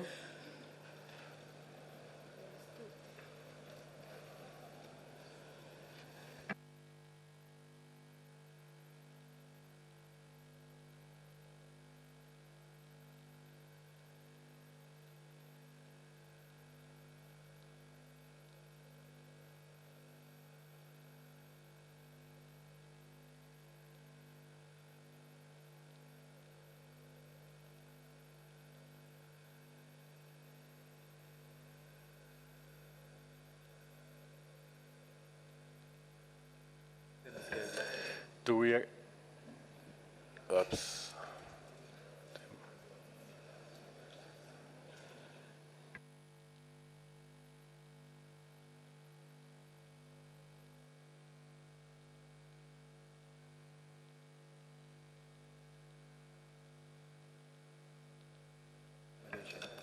Does the committee agree with this formulation? Algeria. Merci, Monsieur le Président. Nous proposons d'ajouter un rapport sur l'état d'avancement. Sur l'état d'avancement. Merci.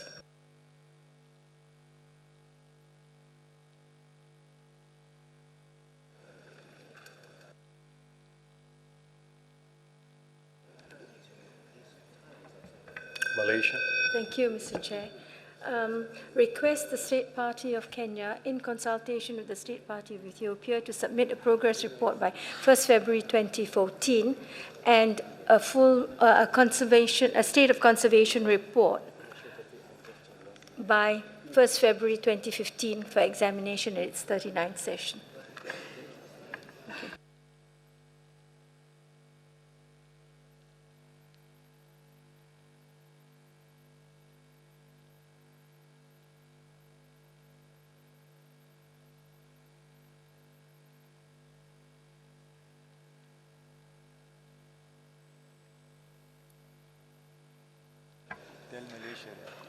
Everybody had agreed on the examination on the 38th.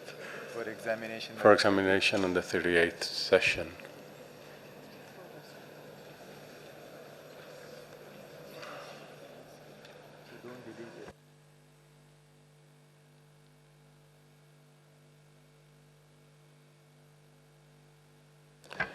Can we adopt this paragraph 11?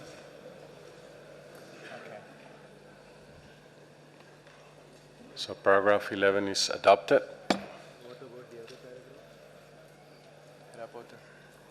The reporter. Merci, Monsieur le Président. Donc, c'est le paragraphe dont on s'est mis d'accord. C'est pour nous le plus important. Donc, il nous reste d'adopter les autres et de nettoyer le texte. Donc, on va aller au début de la décision, s'il vous plaît. Si vous pouvez monter l'écran pour voir.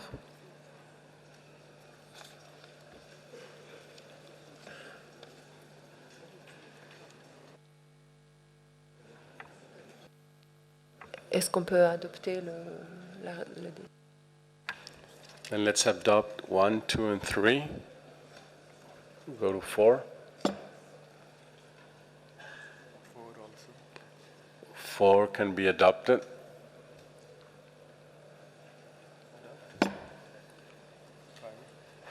Five. Germany, Switzerland, Estonia. Germany and then Switzerland. Obviously, here we don't have a consensus yet. We would like to keep the paragraph. The concern must be kept. I mean, why the whole decision makes not much sense without this paragraph. Thank you. Switzerland.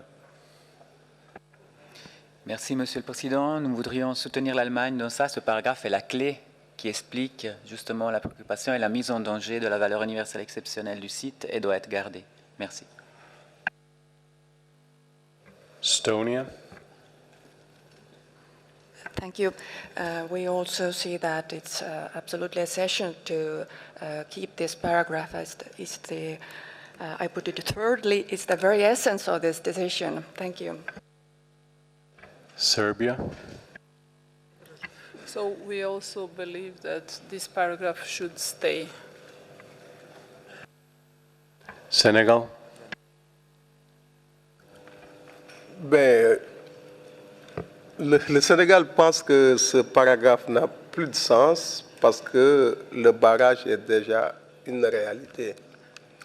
Chez nous, on a une expression qui dit « Béhué ne mousse », c'est-à-dire que la brebis s'est déjà emparée du sachet. Donc c'est fait, ce qu'il faut voir, ce sont les conséquences maintenant. Donc on peut le maintenir, mais c'est de nul effet en ce moment.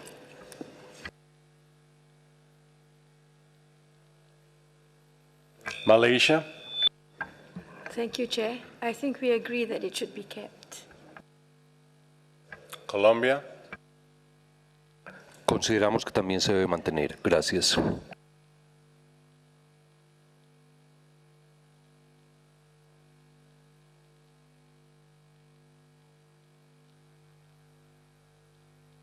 Cambodia. Merci, Monsieur le Président. Nous pensons également pouvoir le conserver. Additional information from the State Party on the implementation of Decision 36-8B43, in particular in relation to the implementation of the commitments made by the State Party in its letter of the 1st of July 2012. In terms of the inclusion of additional valuable wildlife forest area to compensate for the area which has been removed from the property at the last session, the State Party notes that the Undeundeole Forest Reserve, together with the Marangandu Wildlife Management Area, are protected areas adjacent to the property, which act as a buffer zone to protect its outstanding universal value. However, the report provides no information on efforts to include these areas into the property, as had been announced in the letter of 1st of July 2012. In terms of the protection of the Selous-Niassa corridor, the State Party notes that it is negotiating a new project for the area with the government of Germany, and it also notes that the Wildlife Conservation Act of 2009 now makes it possible to give a protective status to wildlife corridors, and that this process is underway for the Selous-Niassa corridor.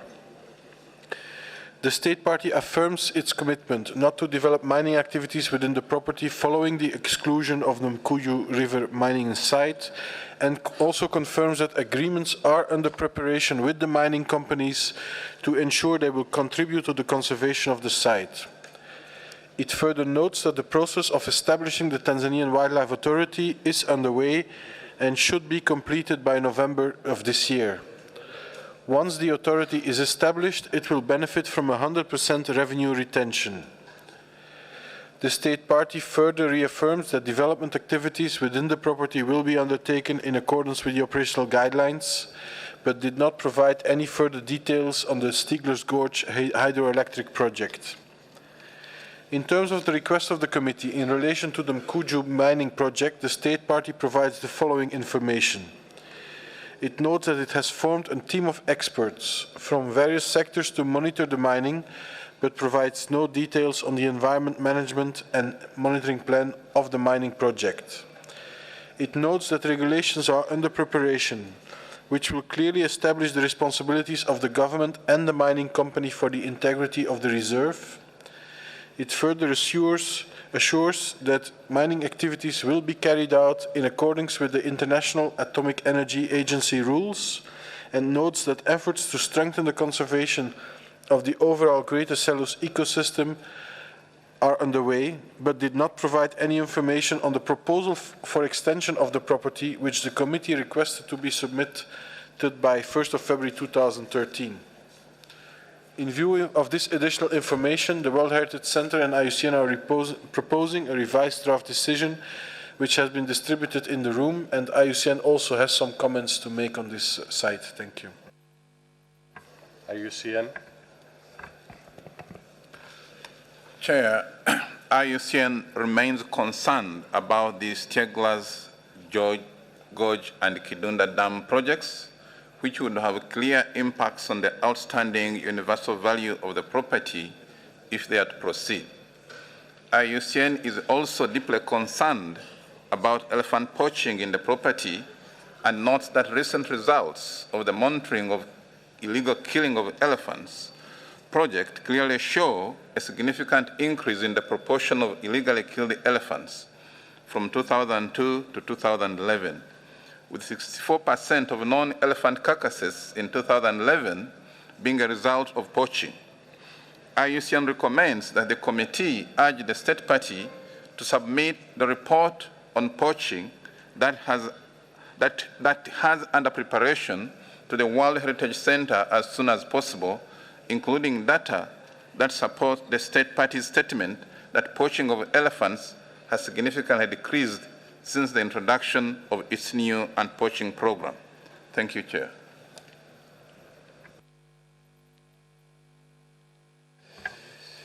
Any comments from the committee? Germany? Thank you, Mr. Chair. And thanks, first of all, to IUCN and World Heritage Center for the report. And as the distinguished committee members may have noted, Germany is still taking great interest in that site. And we are happy that the well-known Frankfurt Zoological Society will be working with the Tanzanian authorities on the effective management capacity in that important site. As you may recall from last year's session, Germany has been active in finding a good compromise for that site in Selous, which we still think is one of the very important sites in Africa. And we would kindly ask the state party of Tanzania to give us a clear indication about the envisaged boundary modification, which it's committed to in at last year's session, and which is referred to in the decision 8B43 from last year. Thank you very much. Any other comments? Sénégal. Oui, Monsieur le Président, ce qui a été dit est assez préoccupant. C'est pourquoi nous voudrions avoir l'avis de l'État partie avant de nous faire une opinion. Merci.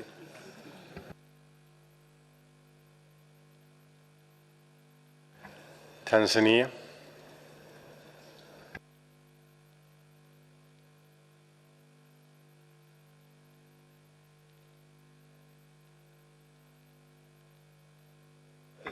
The mic's not working, so maybe you have to move to one that's working.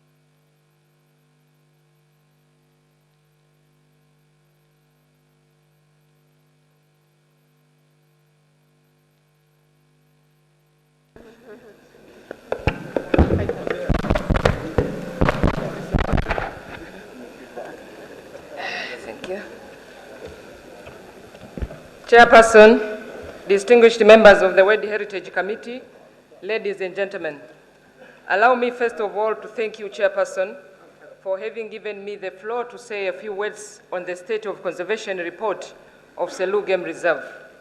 On behalf of the United Republic of Tanzania, And on my own behalf, I would also like to thank the members of the World Heritage Committee for their understanding of the various challenges facing the Selous Game Reserve. I would also like to express my gratitude to the UNESCO World Heritage Center and the advisory body, IUCN, for the cooperation we have received from them.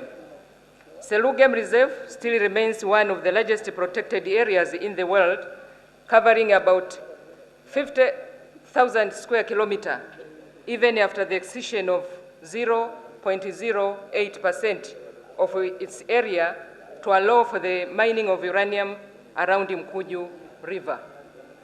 The state party has been facing several conservation challenges due to its enormous size and the pressures for the development because of vast richness in natural resources, particularly minerals, hydrocarbon resources, water, both hydroelectric power and the water supply potential.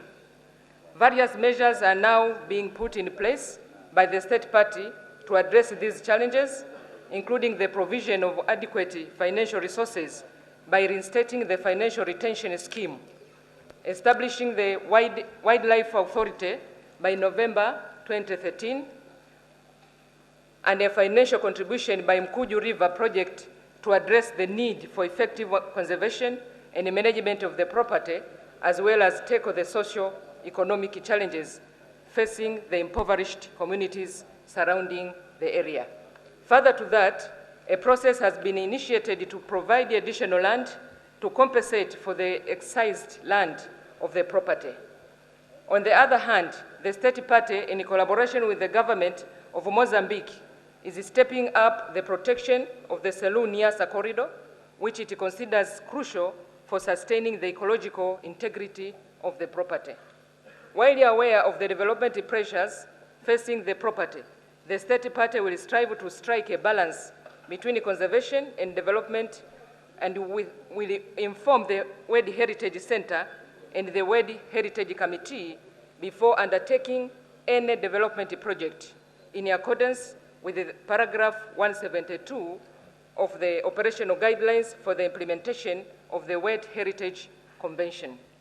In this regard, the state party wishes to invite a joint World Heritage Center and the IUCN reactive monitoring mission to assess the state of conservation of the Selous Game Reserve.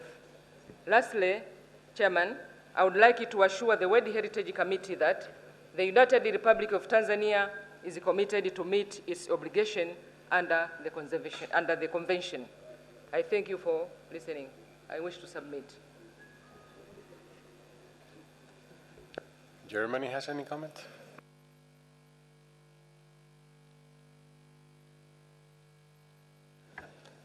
Can the reporter, can we go to the draft decision?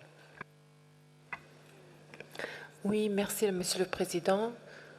On a reçu un amendement de la Suisse au paragraphe 6. Et je vous propose d'abord de voir cet amendement. Je peux lire le paragraphe 6. Pris également l'État partie de mettre en œuvre les recommandations de la mission de suivi réactif de 2010 ainsi que son engagement en faveur de la conservation concernant la modification mineure de limites accordées pour la mine d'uranium de Mikuju, comme le demandait la décision 36,8B43, par l'ajout de zones de forêt de valeur et à finaliser la compensation de territoires conformément aux procédures légales du pays, y compris la publication au journal officiel. Ce serait le seul amendement qu'on ait reçu jusqu'à présent, et s'il n'y a rien à rajouter, si tous les pays sont d'accord, on pourrait passer au numéro 1, s'il vous plaît. With that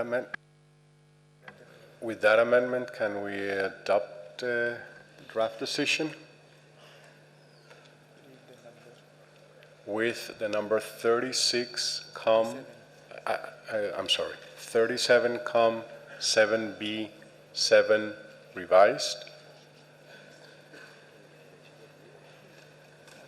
We adopt the decision. Mr. Debonnet. Thank you. With your permission, I will read out the remaining sites in the African continent, the natural sites that are proposed for the adoption without further discussion.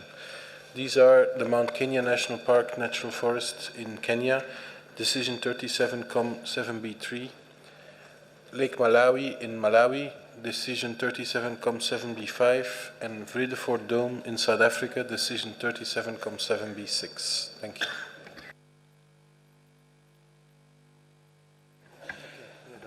Can we adopt the list he just read?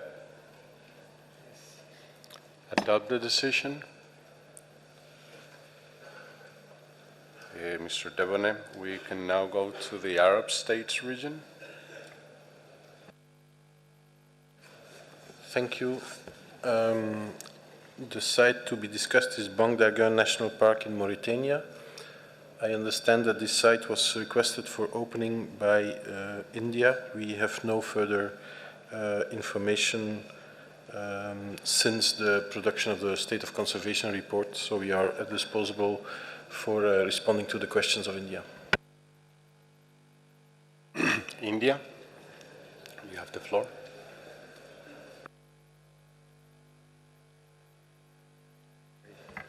It was requested by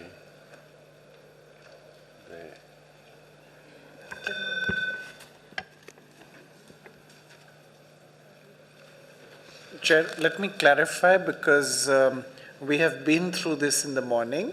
Based on informal consultations, including with the state party concerned, we arrived at a list of properties or sites which were not to be discussed but adopted without discussion. This is not one of them, so I would presume that this site be taken on for discussion.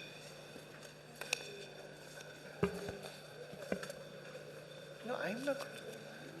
A reporter.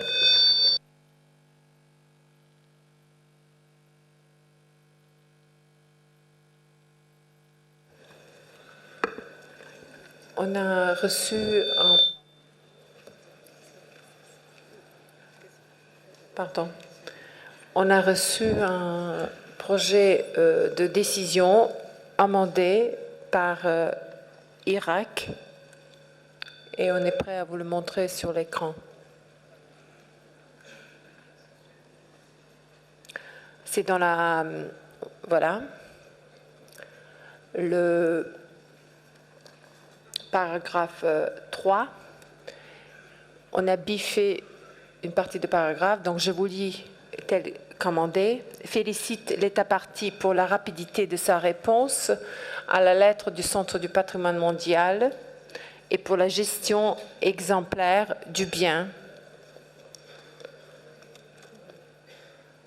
Ensuite, numéro 4, au lieu de texte proposé par le secrétariat, on a demande à l'État partie de prendre toutes les mesures nécessaires pour s'assurer que les activités minières du bien n'ont pas un impact négatif sur sa valeur universelle exceptionnelle et réitère que les activités minières et la prospection et exploitation du pétrole et du gaz sont incompatibles avec le statut de bien du patrimoine mondial. 5, on garde celui qui était proposé. 6, si on garde le paragraphe proposé par le secrétariat. Numéro 7, on a un changement. Je lis « Encourage l'État partie à continuer de fournir des ressources matérielles et financières appropriées aux autorités du parc afin de prévenir la pêche illégale à l'intérieur du bien et dans son environnement immédiat. » Numéro 8, on a aussi un amendement. « Encourage par ailleurs l'État partie à inviter une mission de suivi réactif » et après ça, c'est la même chose. Ce n'est pas un grand changement. Et à la fin, il y a un changement dont on... Le 9, demande enfin à l'État partie de soumettre au Centre du patrimoine mondial d'ici le février, donc ça il y a un changement au lieu de 2014-2015, un rapport sur l'état de conservation du bien, y compris un rapport sur l'avancement de la mise en œuvre des demandes qui précèdent, pour l'examen par le Comité du patrimoine mondial à sa 39e session en 2015. Merci, Monsieur le Président. India. Thank you, Chair. I just want to point out that we've dealt with this problem before, where you have a reactive monitoring mission, which will take place in the not so distant future. But you therefore cannot request the state party to file a state of conservation report for discussion in 2014, because the reactive monitoring mission will take place over the next few months. The results would be available to the state party over the next 6 or 8 months, and then they have till February to file the report. Now, that's not something that's feasible. So I just want to point out that this inconsistency will come time and again, and I think we should follow a general practice. Where there's a reactive monitoring mission, then please give time to the state party to react to the reactive monitoring mission.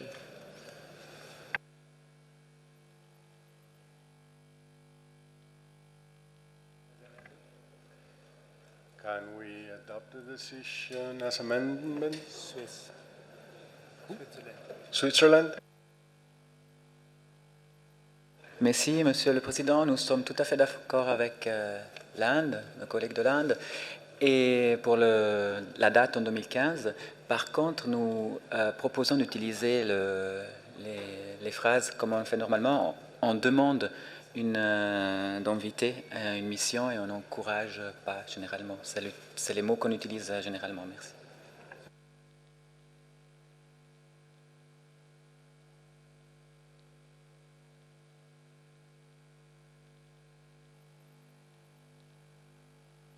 Can you repeat so we're sure about your proposal? The reporter didn't quite get it. Non, oui. Je crois que je connais le problème. Donc, on n'a pas, d'habitude, on n'utilise pas le mot encourager ici, mais demande. C'est ça, en fait. Donc, il faut que les membres du comité se prononcent sur ça. Voilà.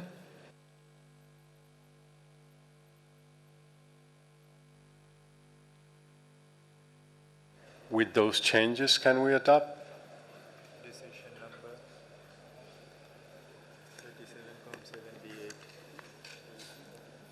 37,7B8. Decision 37,7B8. Adopted.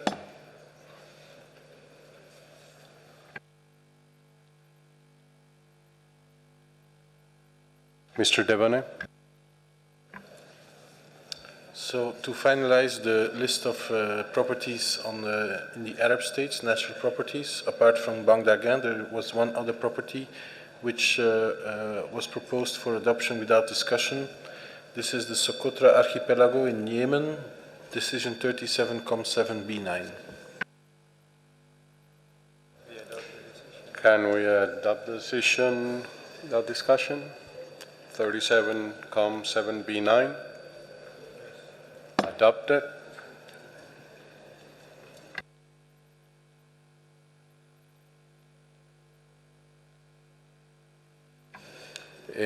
Germany, what is the state of the discussion on virgin Kami forest? Thank you, Mr. Chairman. The discussion group, or drafting group, could not meet because we were all engaged in discussion up to now, but we'll ensure that we meet as soon as the discussion on natural properties is finished so the experts can meet and sit together. Okay, we'll do that tomorrow then.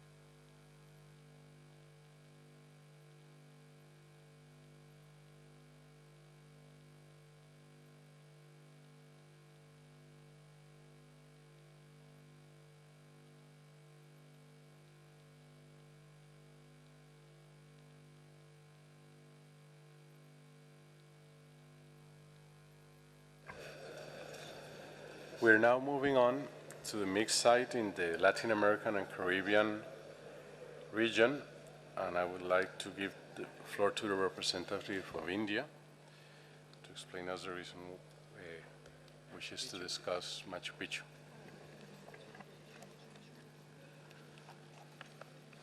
Thank you, Chair. This is in a list of 3 for which the reporting was to be in 2014.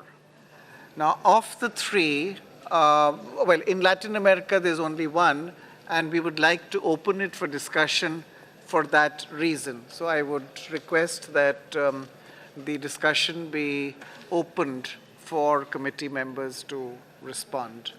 Thank you. Secretariat.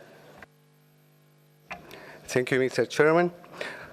The State of Conservation report for the historic sanctuary of Machu Picchu, Peru, was submitted by the State Party on 31st January 2013. The report can be found in document 37.7b addendum. After the submission of the State of Conservation report, the World Heritage Center received additional information from the State Party. The retrospective statement of outstanding universal value has been finalized for the property. This statement is submitted for approval by the committee at the present session under item 8E of the agenda. No other information has been received from the State Party. The draft decision for this State of Conservation report can be found in page 89 for the English version and page 95 for the French version. I think ICOMOS has some comments on this report. ICOMOS has the floor. Gracias, señor presidente. The advisory bodies would like to acknowledge the information provided by the State Party during this session of the committee, and we will evaluate it as soon as time permits. The state of conservation of this property has been brought to the attention of the committee each year for the past 14 years. As noted in the report submitted for consideration, many of the requests made by the World Heritage Committee have remained largely unaddressed, with actions still at planning stages or only partially implemented. Certain threats have increased since 2009. For instance, unregulated construction and the increase in visitors' numbers without a comprehensive public use plan in place. The main issues affecting the property, management effectiveness, the western access, risk management, and governance have been recognized by the committee in previous sessions, and several measures have been adopted to address them. These include the Emergency Action Plan in 2009 and the establishment of an international support panel in 2011. It was expected that these measures would have positive effects in reducing threats to the property, but so far progress has been limited. Although prioritized and budgeted recommendations have been made by the advisory mission of May 2012, no precise action plan with timeframes or cost has been developed to allow the committee to envisage when existing conditions can expect to be improved. The draft decision calls for strong and decisive actions to address persistent and long-standing threats so that no further erosion of the outstanding universal value of the property continues to occur. The advisory bodies consider that the confirmation of an international support panel, as well as implementation of the proposed 6 actions, will constitute a crucial benchmark for the property. They also note that addressing the existing conditions will require sustained efforts and commitment over time.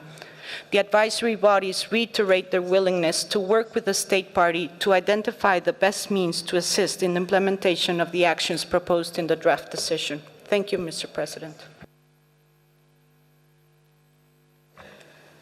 Any comments from the committee?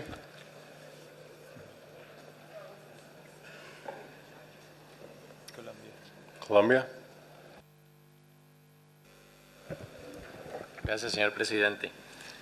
Sobre este punto, la delegación de Colombia ha presentado a la Secretaría algunas enmiendas al proyecto de decisión. Entonces, sobre este punto, la delegación de Colombia ha presentado algunas enmiendas al proyecto de decisión, así que en el momento en que usted nos indique para revisar el mismo, procederíamos a presentarlas. Gracias. We go to the reporter.